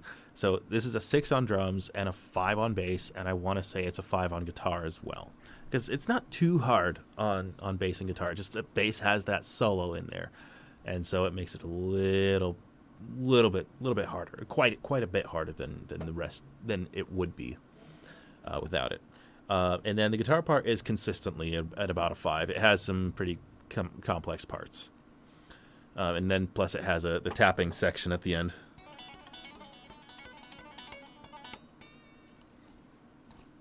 So, yeah. And they're all available right now on Rhythm Verse and on Encore, or Chorus. I mean, yeah. So, yeah. The hardest one on guitar in that album though is probably either Mr. Afterlife or The Same Sky, or Stranger in My Life. Stranger in My Life is also pretty hard. So never gets to a 6 on this album in guitar, but it definitely has consistent 5s. Anyway, and even Pretend has technically a hard guitar solo, because it does have that pretty intense tapping section. All right, this is Exit. It's only about a minute long. It's a transitional piece.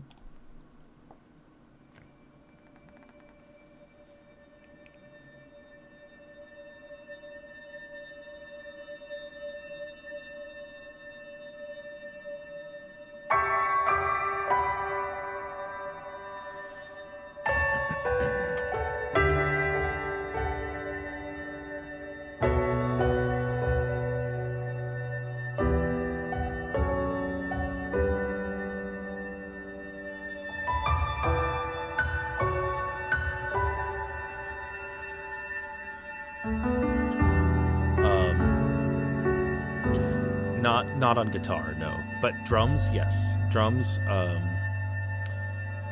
Here I Am is a 6. It's a hard 6.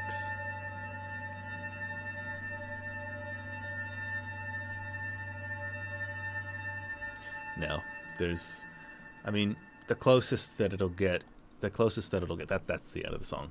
The closest that it'll get is The Same Sky.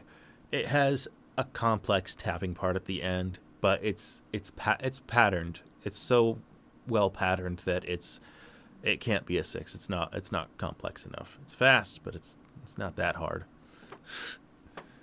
The one that's less patterned is definitely Stranger in My Life, and it's not fast enough that I could consider it a 6. They're all 5s. They're all definitely 5s. All right, now the next one, and this is the last song on the whole album. This is definitely the song about acceptance and moving on and knowing that things will suck, but that they'll eventually be okay, and that you'll learn to make new friends, make new memories, and off of the album.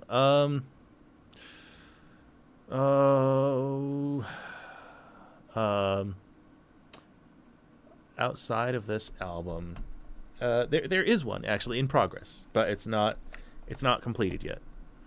Dang.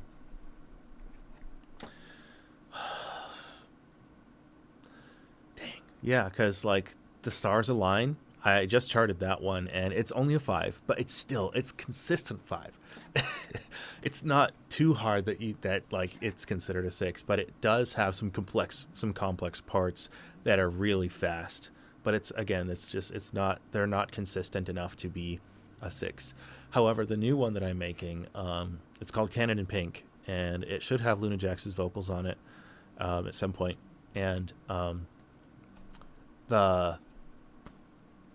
it's a 10-minute, it's a 10-minute rock, rock opera, not opera necessarily, but it's a 10-minute rock song about Pinkie Pie and the origin of finding her party cannon. And it's an epic song. I was just like, okay, I have to make this thing hard. So, yes, that one is definitely a 6 on all fronts except for bass. It's a 6 on drums. It's a 6 on lead guitar, 5 on rhythm guitar. Yeah, probably a 5 on rhythm guitar. And then keyboards is also a hard 6, if I recall correctly. Oh yeah, and keyboards also is for Here I Am. It's also a hard 6. That one is probably a lot harder than the guitar part on Here I Am as well. So, and you can play the keyboard part on guitar, which is perfectly doable with any controller. And it's a lot of fun, but man, it hurts your hands. I could never do that in real life. All right, so here we go. This is Our Lives, and this is very much it's actually the only one where Koa and I do a sort of a duet thing where it's a back and forth. It's not necessarily a love song at all. It's just she's again the voice of reason, and in this case we both play that part, and we're just like finally convinced. So,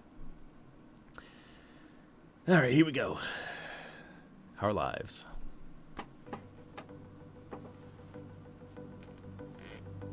And yes, it's supposed to be a callback to the first song.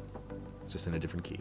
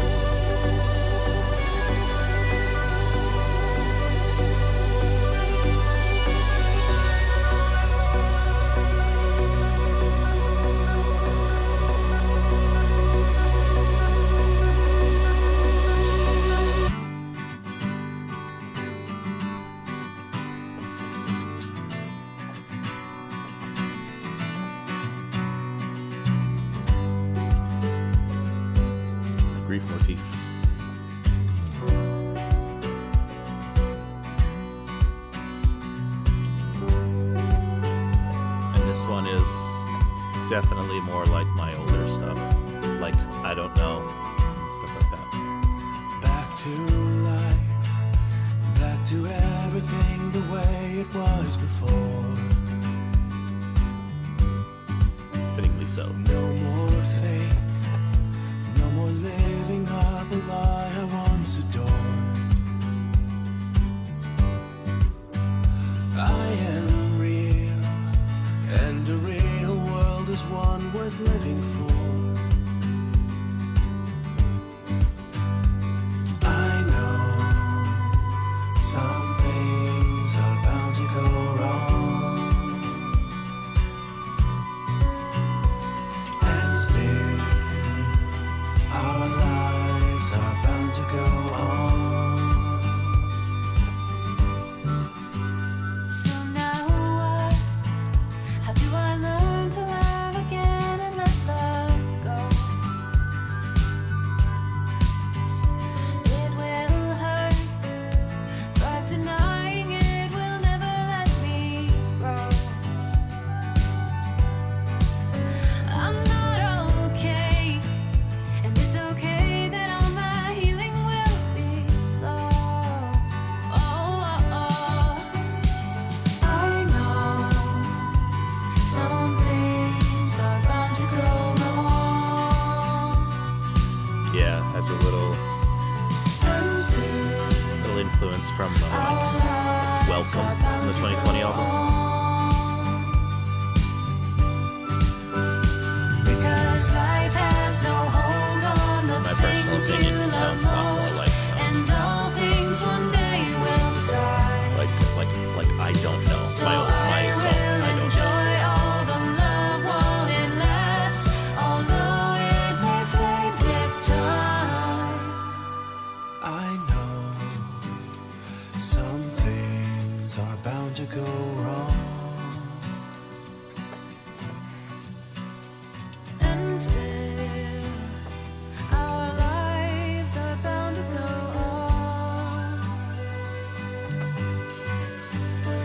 I know some things are bound to go wrong,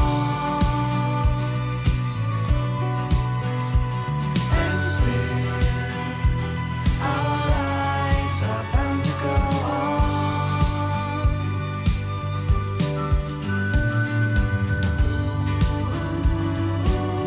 Our lives are bound to go on.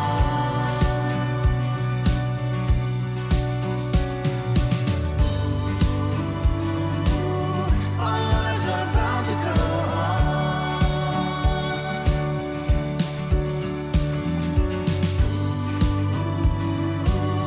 Our lives are bound to go on.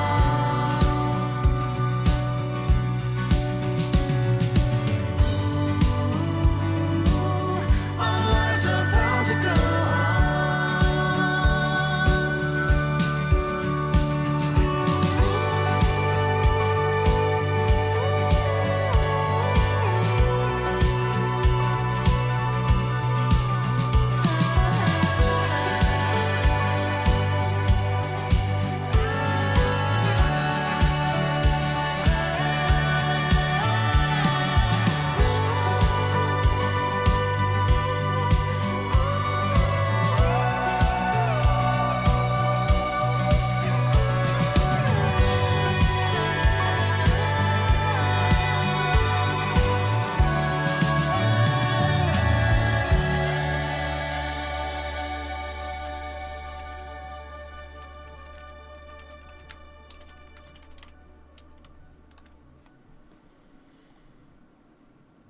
All right. And that concludes the album. I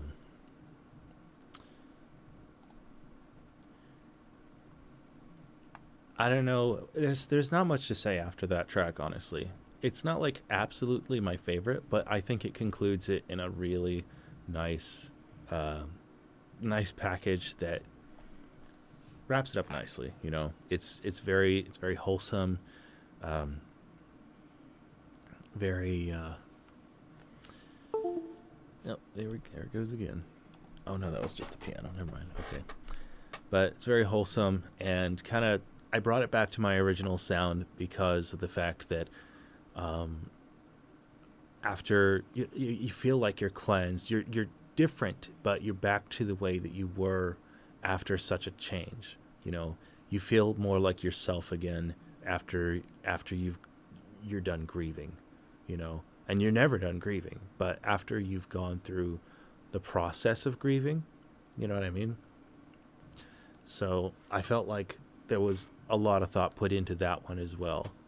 It's supposed to be that sort of feel good song, but it's just kind of, it also makes it sound like you've accepted the way things are and you're ready to be okay with life.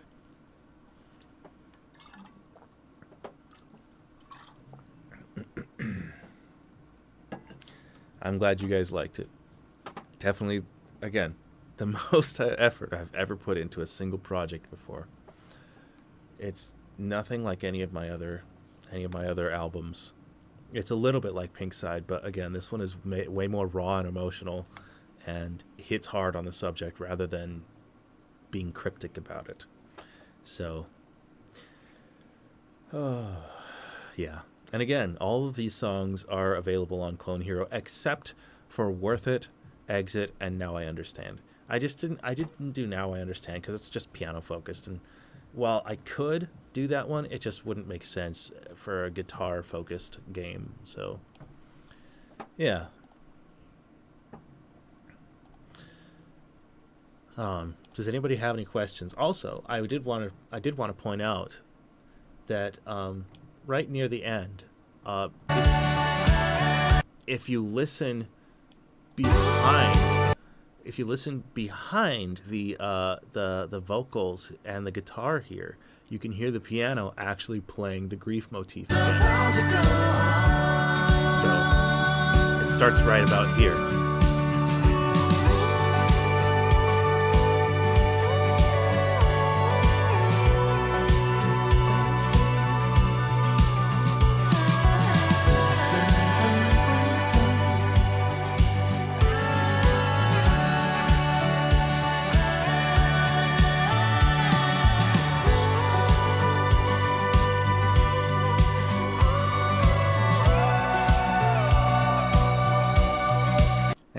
So yeah, you can hear it, the grief motif, just one last time. So the grief motif can be found in about half the songs, or maybe a little less than half, but found in The Same Sky. It's also found in Stranger in My Life and Mr. Afterlife. Save Myself. No, it's not found in Save Myself. Where else? Oh, it's found in Worth It, and Our Lives. So it's definitely more towards the second half, and I think that's pretty fitting because that's the part where they're no longer ignoring, no longer in denial, no longer ignoring the problem. It's sort of a callback to reality, is what it is.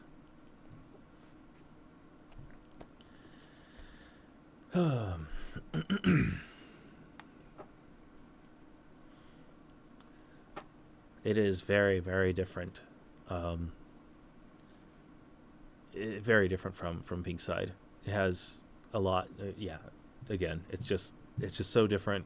Not structurally. It's structurally very similar, but this one has, I think, a lot more continuity and flow into the story of the album, and it's more emotionally focused rather than focused on specific events that happen. So, yeah. Anyway, that is very fortunate. It's very fortunate that your migraine only started at the end of the album. So, are there any questions in general? I could do this for maybe 10, 15 more minutes, and then I gotta head out. But yeah, I'm open to any kind of questions musically, thematically.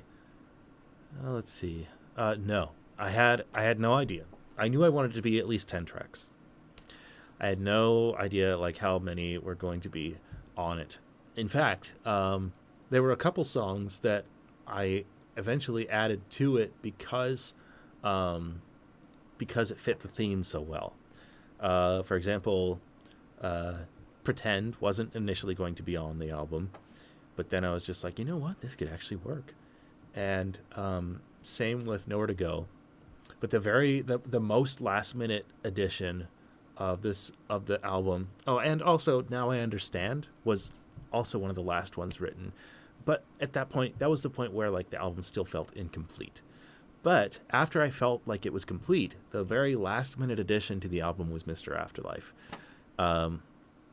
I still think it fits really well, but that's kind of how it evolved. So it started from about 10 to 11 songs, and then it went from 11 to 13, and then I made the transitional pieces, and so it kept growing, and now we're stuck with 15, and I think 15 is good. It's especially since like 4 of these songs are over 6 minutes, which is crazy. I never have that many songs over like I can't recall ever writing a song over 6 minutes that like went on a concept album before. Musical progression as in like a chord progression. If a chord progression, I never go back to specific patterns. I don't have a one that I really like. I like this idea where it starts on the minor 1, where that is found in Chasing Fate, kind of like, and it's also in My Favorite Mystery.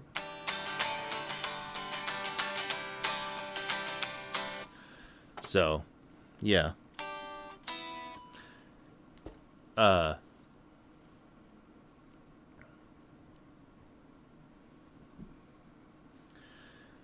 No. I would not put it at the end of this album at all.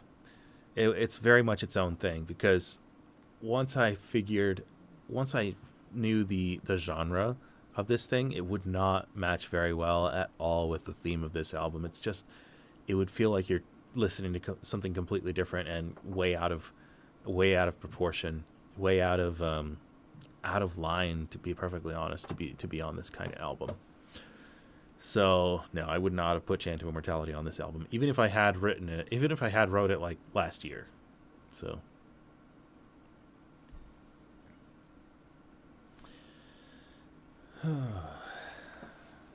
yeah. I mean, it does kind of summarize the feelings of grief, of course, but it's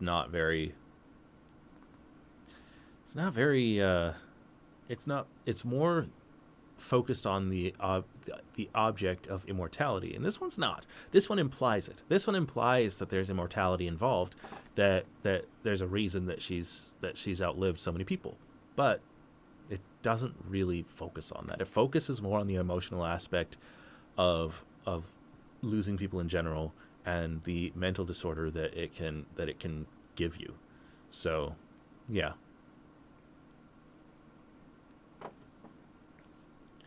Oh yeah, Reality is about. I forgot Reality is kind of long. I always thought of that one as being more like 5 minutes or something, but I guess it's over 6 minutes. Yeah. I actually asked her if she would be willing to basically pose as the star of the album, and she's got to do that on quite a few recent projects now, which is kind of cool. There was that more recent one that I think she linked on Twitter, and then there was also the Etheria with Forrest, which is super cool. Well, I mean, Little Librarian isn't original, though. That's a parody.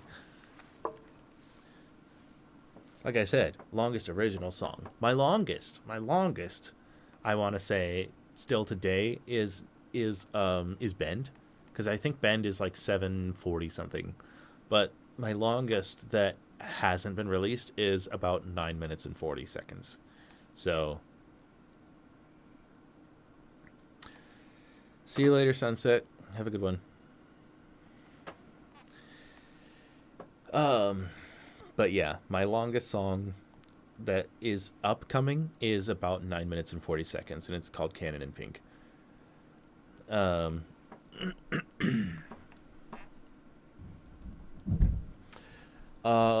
you'll probably have trouble putting anything that's not iTunes on your iPod.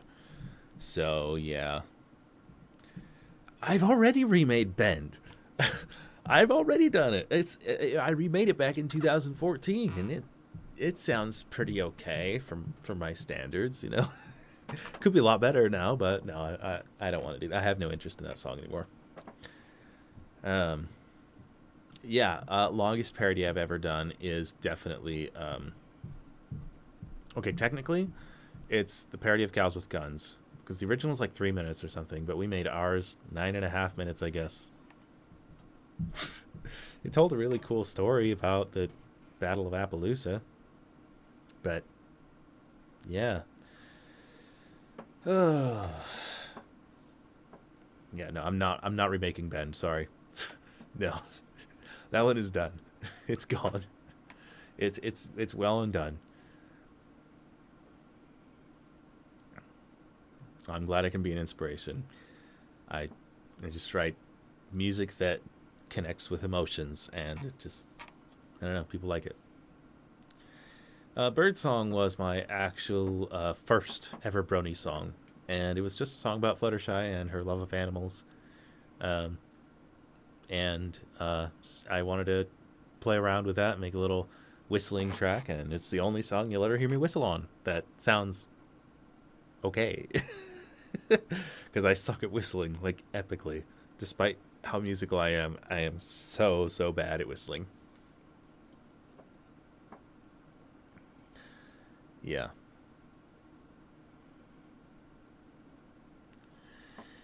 I just won't remake it, and probably I won't play it live. Nobody would have interest in that song anyways. I mean, it's cool, but it's so old, and it's didn't even get that much attention. So, eh.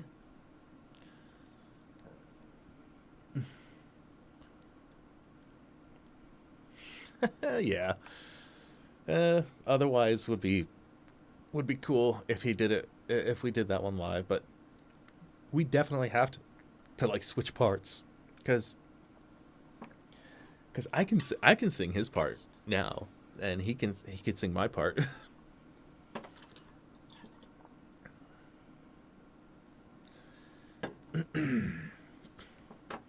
Yeah, Bend was my first attempt at a technically metal song, and it's not even that metal, because it doesn't sound that metal. If I remade it, it would definitely sound metal, but yeah.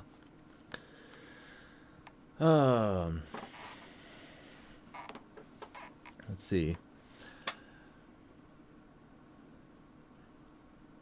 Let's see what we got. Last track on Emerald Eyes. Yes, the last track on Emerald Eyes is Working on the Farm. It's no, not at all. Actually, Working on the Farm is an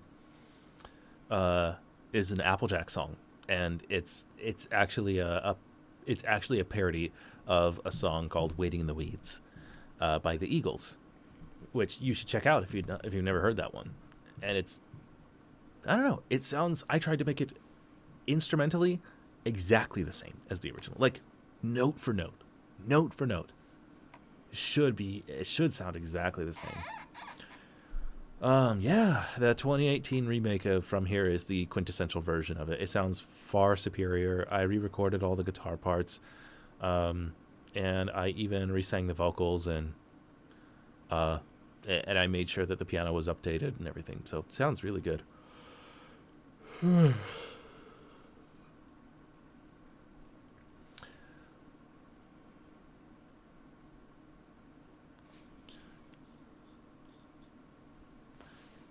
Yeah, you can sync it to your iTunes and then you can add it to your iTunes library and then sync it to your iPod. It's a lot more roundabout of a way.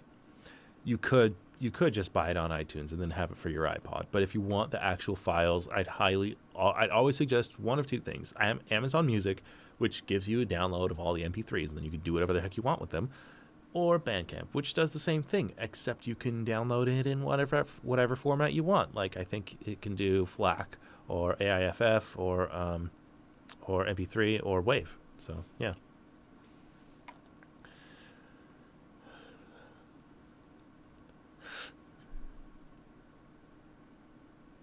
I've played that one live actually before. I think it was a fairly recent show, maybe last year, something like that. I still like that one because it's just a classic. It's just very, inspirational, feel good vibes.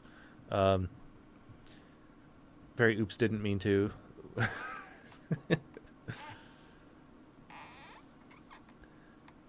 Yeah.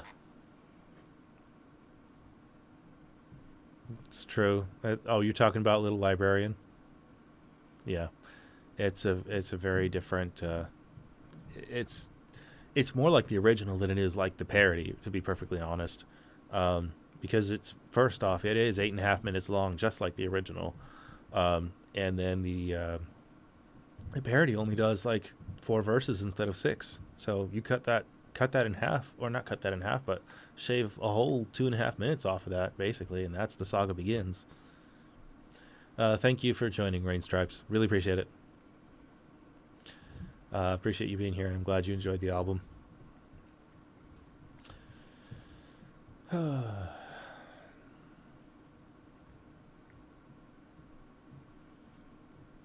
Yeah. Those were two incredible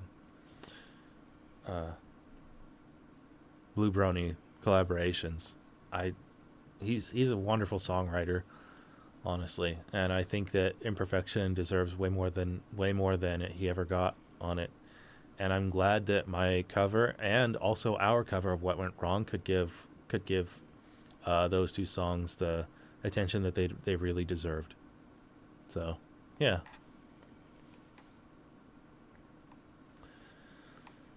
Oh.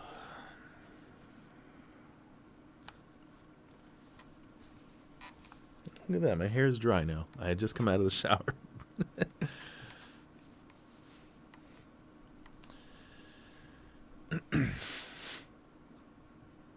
Yeah, that's the difference between like ponifications and actual like humorous parodies.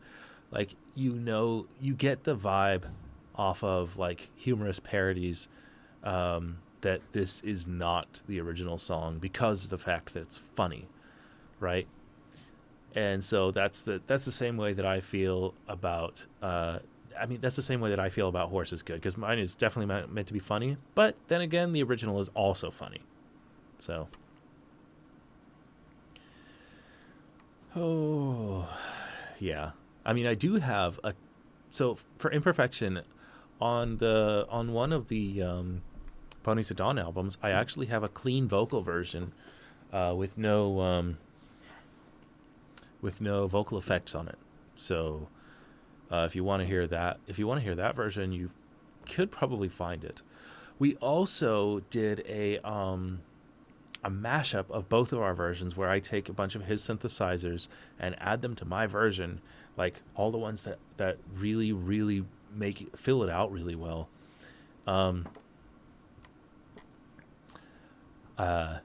then also we re-sang it, and I added his vocals to my version, and we just did sort of a back and forth between verses and stuff, and it just sounds magical. It's called the Ever Blue mashup. So I don't know where you can find that. Yeah. But anyways, as I was saying, drawing the comparison between like a ponification and a funny parody, like, for example, Princess, like there's no replacing Princess. It's now its own thing. It's just you don't even think of Mama when you hear Princess. You just think, Princess, are you proud of me? it's a completely different world. So, and that's what I think of, when I hear stuff that I've parodied. Sometimes I just think of, oh, this is it's so foreign to me now because I've listened to the parody so many times, and because a ponification is making a version of the song that fits inside of the brony world. It's not making a version of the song that's funny or that's supposed to hit a demographic. It's supposed to be a version of the song that you could imagine ponies listening to, unless it's like unless it would be very meta, like Little Show. Little Show would be very meta. Anyways, yeah. Yeah, the crazy thing about Mare, though, is that it's an original song. It sounds like it's a parody, but that thing is fully original. It's just done in the old style of 90s, dad rock. So, yeah. I mean, Las Pegasus Radio is entirely ponifications. So, and that one, it doesn't have the same effect. Yeah, it has the effect of, like, literally it's radio station in the pony world. So it doesn't have that humorous parody effect. It has the effect of, this is what these songs would sound like if they were actual just songs that ponies made. So, yeah. Ponies at Dawn. So Ponies at Dawn is basically it's a what do you call it? It's not exactly like a record label, but it is a collective. It's basically a group of people who submit songs to an album semi-annually, so twice a year. And we have one currently that's going on called Fusion, and it's the theme for this one is that it has to be a collaboration. There can't be a single one name on any song. It has to be on a bunch of different. Has to be at least two people on each song. So yeah, it's a compilation. It's basically it's a group. It is technically a label that just produces compilation albums twice a year, and I always submit to them. They're always so good. They always have a bunch of bangers and a bunch of really talented people on them. There are definitely some like staples, like Koa is always on them, Faulty's always on them, John Ken's is always on them, and you always get something from from Total Spark and Red Spark and Wandering Artist and a bunch of different people. Frozen Night's always on there. So yeah. Yeah, that's the thing about Spotify, is that they always have some sort of problem with Spotify. I don't know what it is, but it's whatever.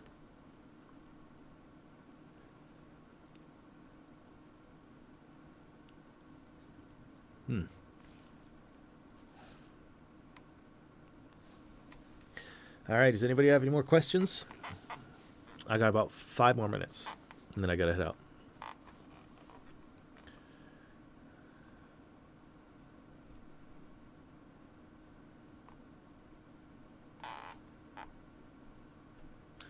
And don't forget, these all 12 of 15 of these tracks are available to play on Clone Hero. Just search them up on Rhythmverse or on Chorus.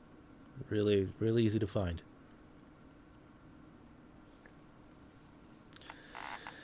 Bandcamp is the way of life, I'm telling you. In the world of Spotify, be a Bandcamp.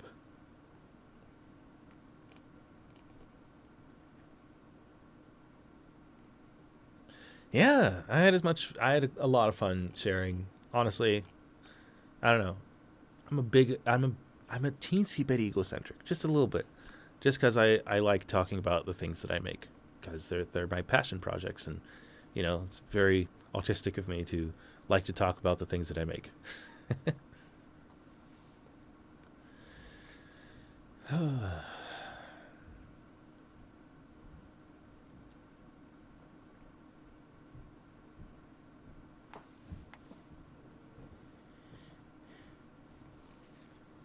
Yeah, I prefer to have the music downloaded. Honestly, I prefer to have the music downloaded just because like it's a much more tangible form, and there's no it means that even when I have no internet connection, I can still listen to the music that I want to listen to, you know, rather than have to be connected for that. So that's why I like it in the more tangible form.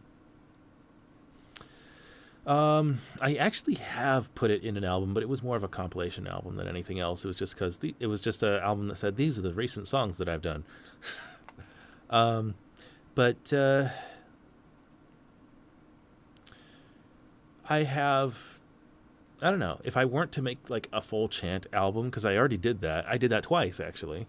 If I weren't to make a full chant album, I don't know. It would probably just be something very. If it were Chant of Immortality, it would have been Hoping. Probably would have been Hoping.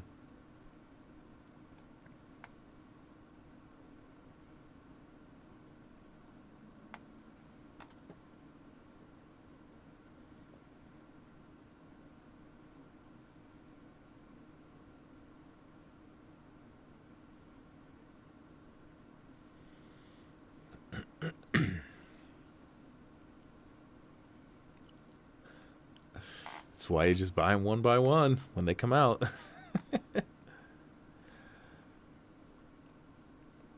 The best way is to stay connected to me on my Twitter or to join my Discord server.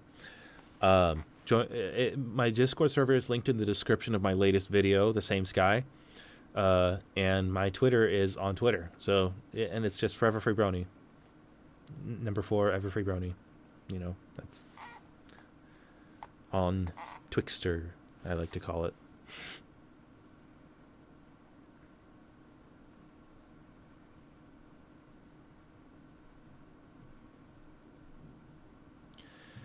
Yeah, so with Feather, we're actually working on a brand new album that's about halfway done now. We're on song number 6 out of 12. And basically, my role in the album is that I get to I get to sing on a couple songs, but I'm producing the whole thing. So, and producing means that she wrote all the songs, but she is having me mix and master and provide instrumentation where it's needed. That's the art of producing. You can produce a full band by like adding stuff here and there, like little background noises or background synthesizers that weren't perhaps in the original recording. That's the idea of producing. That's what I'm doing with Feather's new album. So while it does have a good bit of my style and influence on it, the songs are entirely hers, and she wrote the chord progressions, and she wrote she wrote the words and the lyrics, and she's singing lead on all of them. There's only a couple that I sing on, and it's only because it worked better as a duet. So, yep.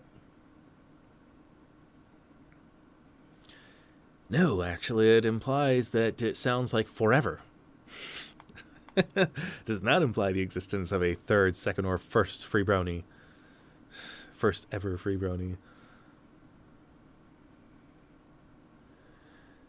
Good night, Michael. Thank you for joining. So the chants, but yeah, before I do that, I'm just gonna plug it again.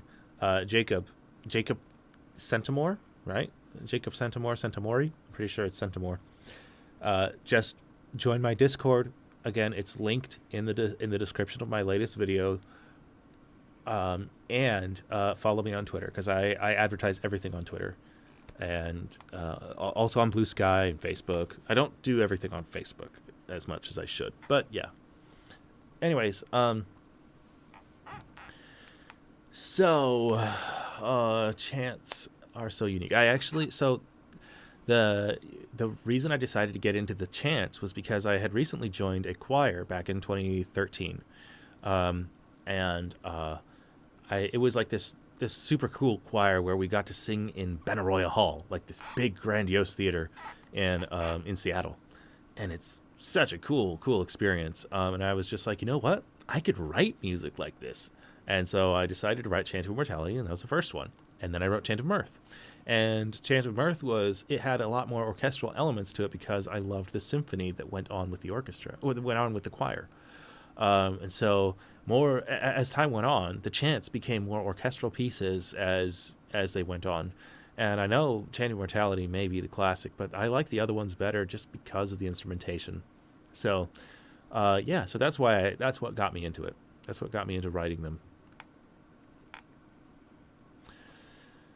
Okay, let's see. What else? How long does it generally take for me to create an album? Well, this one took me 1.5 years. Most times, it takes about half a year. I typically post more often than this, but this one I was really, really trying to get done. I was trying to get done for a while because of the fact that it just had so many different songs, and the songs had a lot more effort put into them. And because of the fact that it had one person doing a lot of different parts, sometimes that can take a while, and that's very understandable. So it's totally fine. Typically, though, it takes me about half a year to maybe 8 months. But this one took me 1.5 years. Almost 1 3/4 years, really. I started it in January of 2024. So, and now it is October of 2025. So, yeah, 1.5 years.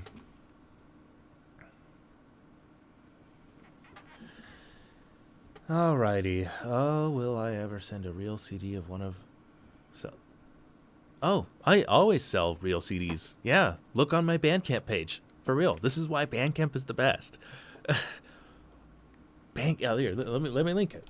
Let me link it. Here, hold up.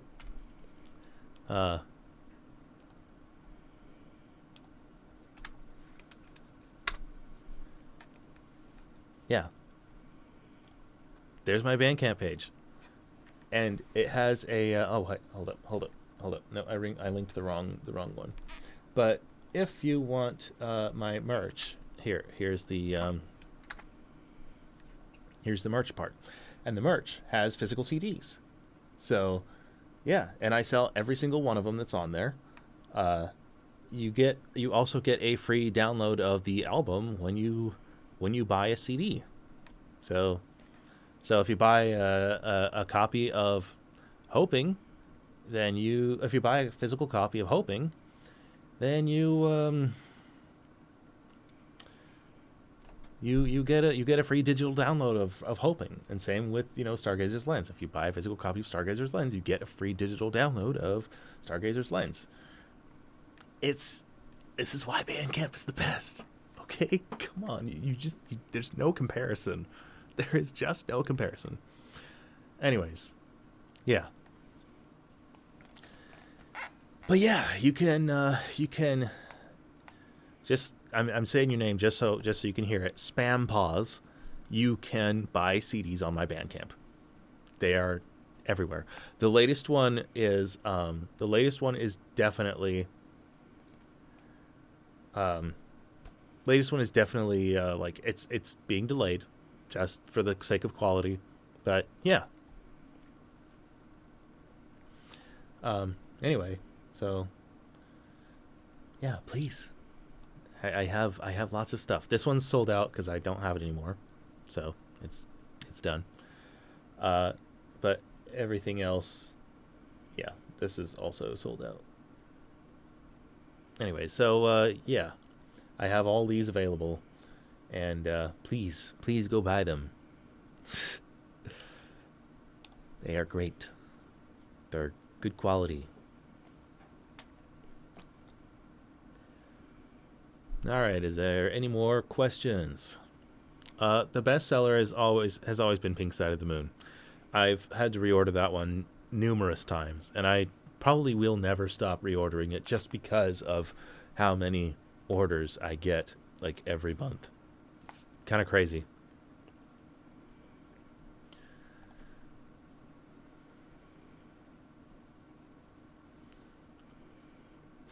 Yes, Selflessness does go really hard in the in the rock version.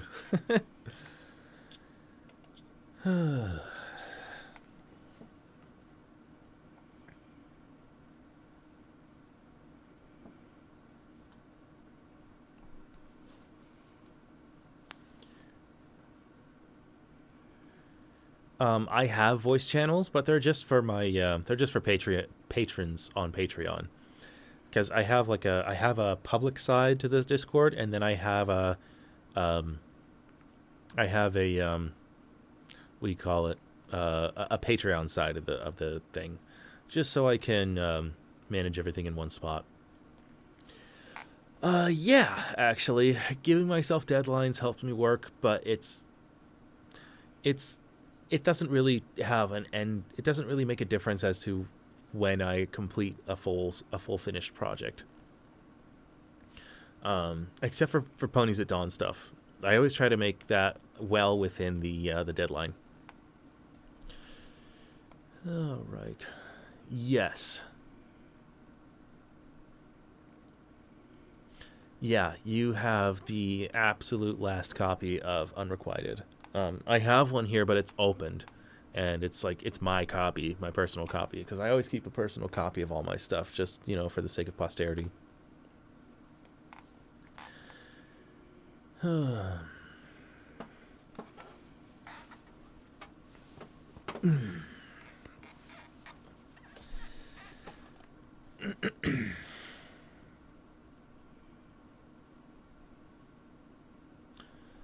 Well, now you can have physicals. Yeah.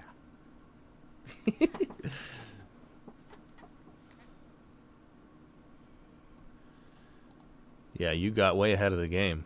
So you made it work. You bought one before I ran out. And the reason I don't sell that one anymore is because it didn't sell that well. I mean, I ran out, but it took years. I released that album in 2018, and I've only ever had the single order of Unrequited. So, to sell 100 CDs in 7 years? Not really that profitable, if you ask me.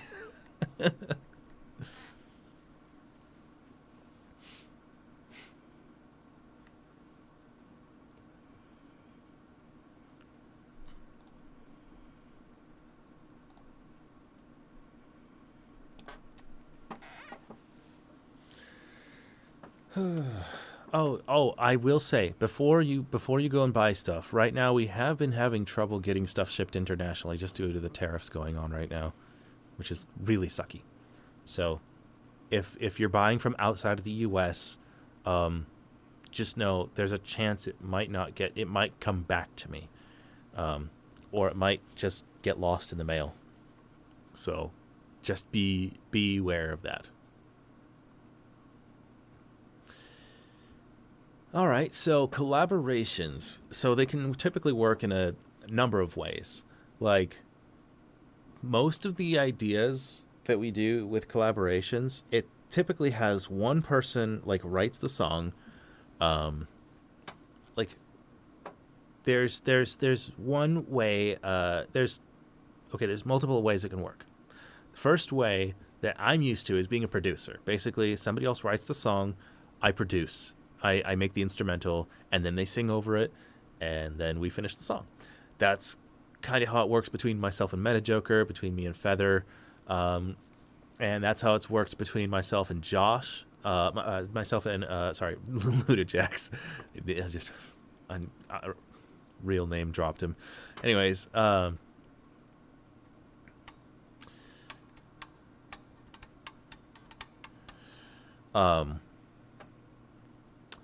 So, yeah, that's kind of how most of the collaborations that I do work.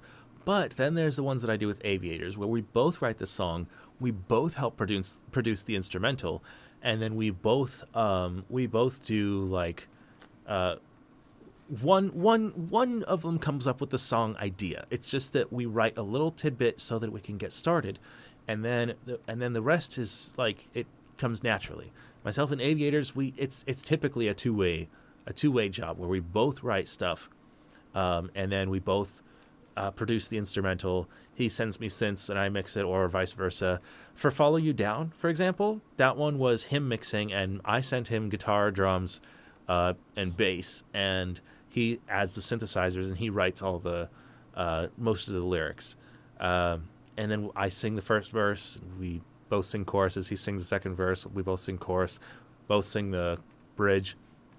It's very evenly split between myself and Aviators.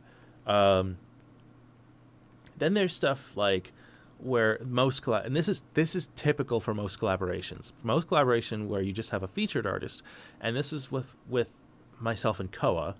I write a song, and I record it so that it sounds good and would sound good with her range, right? And then she just sings it. She doesn't do any writing. She just sings on it and that's that.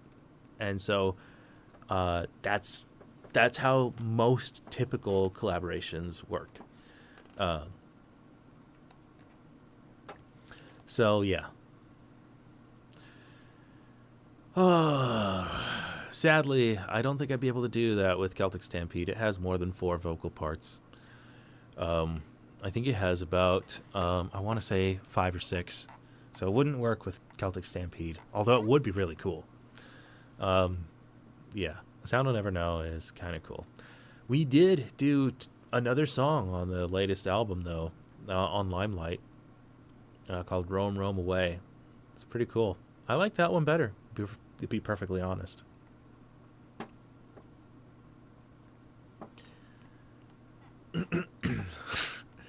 Yeah, being in college kind of sucks that way. You don't have not having a CD player. Lots of people like it for the tangible aspect of it, just like saying you own this. But if you're not going to listen to it, not worth it. I think, yeah. Well, she didn't answer me because she's asleep. But I think her favorite song is "What If," because she was a big sucker for punk rock back in the day. She also really likes grunge, but she also had like big Simple Plan phase, and Avril Lavigne and stuff like that. She was always big into them. Probably I think in Newfound Glory as well. So again, early 2000s punk rock, that kind of vibe. That's so my guess is that's why she really likes What If. I know that she also really likes Now I Understand, but she can't listen to that one because she doesn't like getting emotional about songs. So yeah.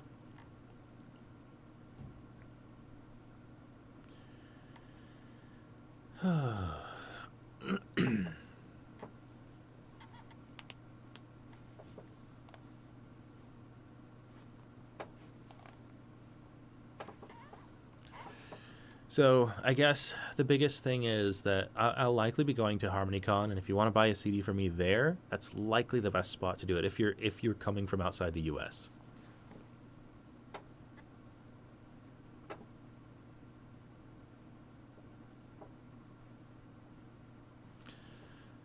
All right.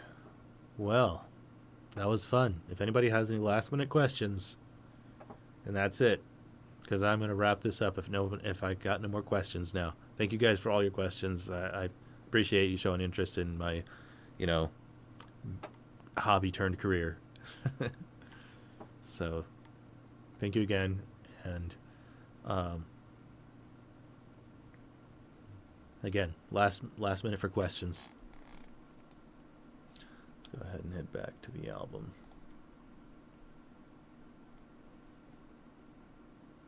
And isn't that artwork just amazing, by the way? Look at that sucker. So detailed. You can actually, if you zoom into that sucker, you can see just how much detail went into it.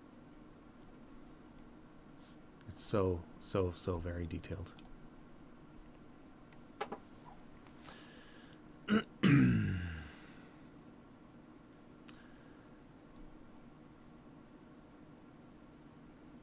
All right. Well, you guys have a good one. Thanks for all the questions.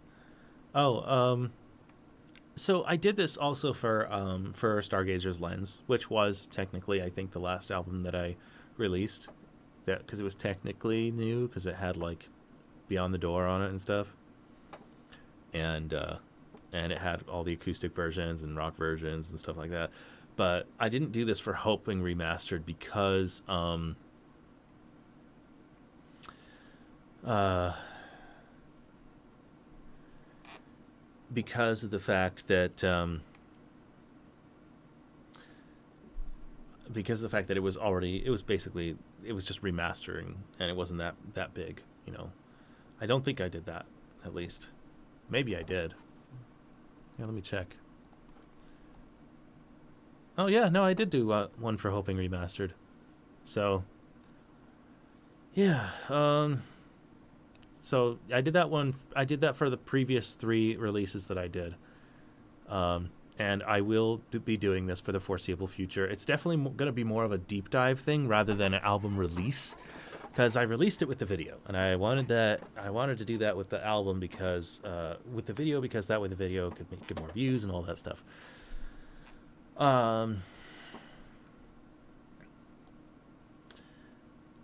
For yeah, it was she didn't necessarily create a digital world, but she did create a world where everything was artificial and fake, and like nobody it explains it really well actually in Wonderful Lie, where everybody's just like her, nobody grows old, everything's fake.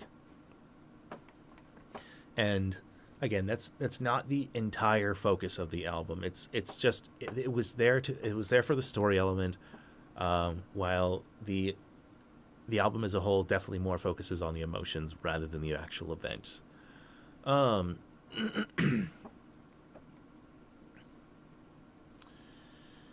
So let's see. But yeah, she created a world. It's not digital necessarily, but it does have like the, here, let me show the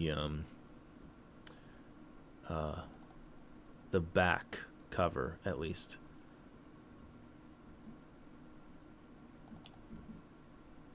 Here we go. It's a really, my computer is making weird noises because it's a very big it's a very big file. So, but yeah, it technically is a digital world, but this is just to remind people of the aspect. It's supposed to remind people of the aspect that everything here is artificial. So, you look over here, you know, at the over at the to the left here at the real one, you know, or rather at the fake one, and then you look over here at what it really is. It's not necessarily digital. It's all artificial. Everything is fake.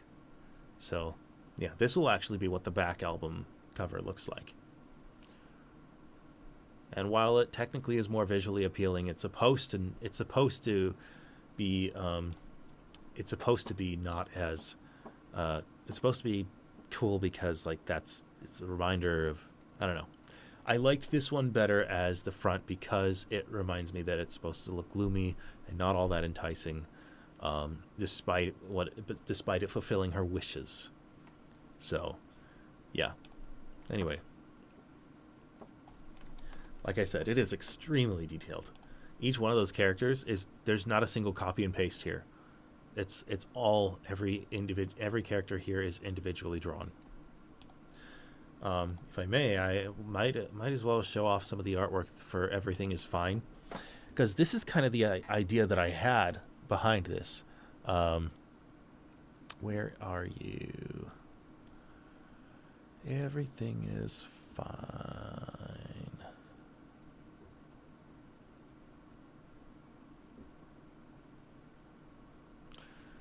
Might not be right here. Might be somewhere else.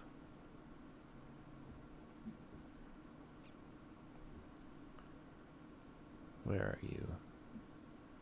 CD art. Nope, not CD art.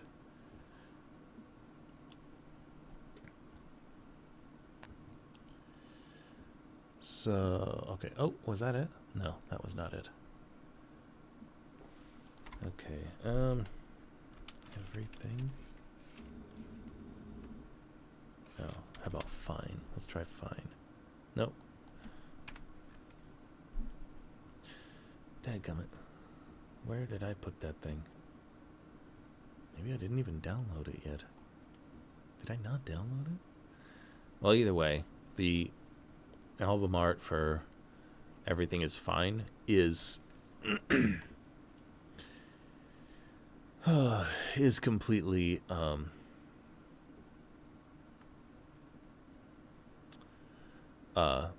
done, and it's well, maybe it's like just titled. Sometimes the artists like to just title the commission after me instead of after the song. Maybe not.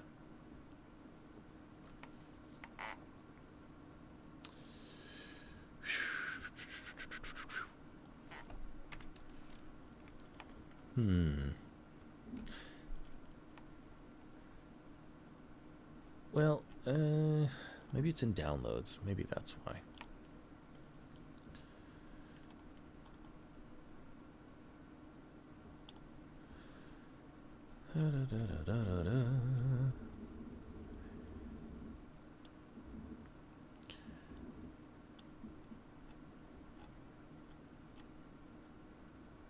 Yeah, it's okay. Well, I'll go find the artist real quick. Yeah. Yeah, that's the art. Okay. So, let me just save this image real quick because it's... okay, got it. Okay. So we'll just call it Everything Is Fine. Full.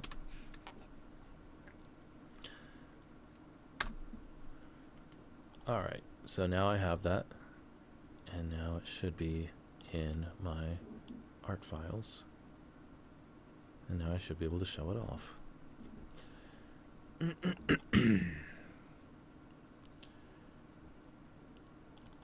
Okay, here we go.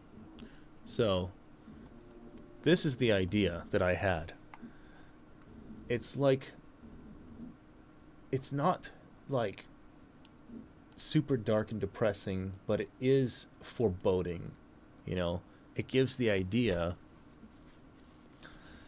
that everything there is fake and that she's in denial and, like, you know, but she's treating it as if everything is fine.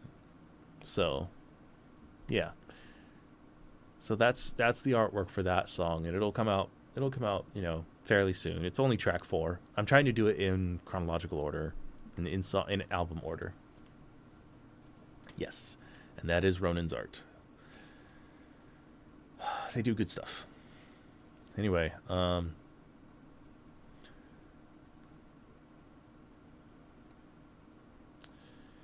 yeah. So there's that. And then we also have, and this one is one of my favorites, honestly. We also have art done for What If. And we have art done for Here I Am. And Here I Am is one of my favorites. It's so freaking cool looking.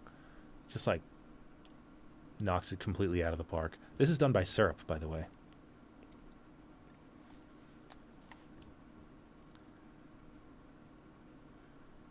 Absolutely love their art style. They're making one more for me currently for the same album.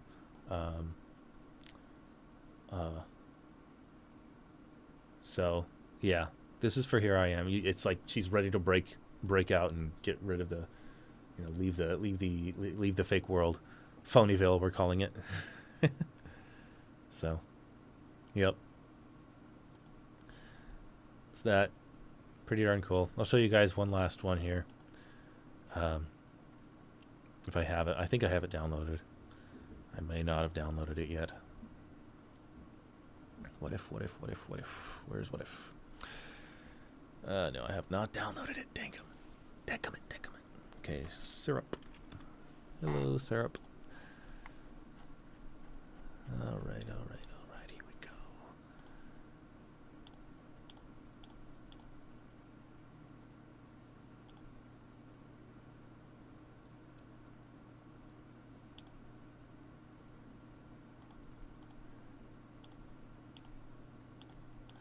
All right, so let me download this one.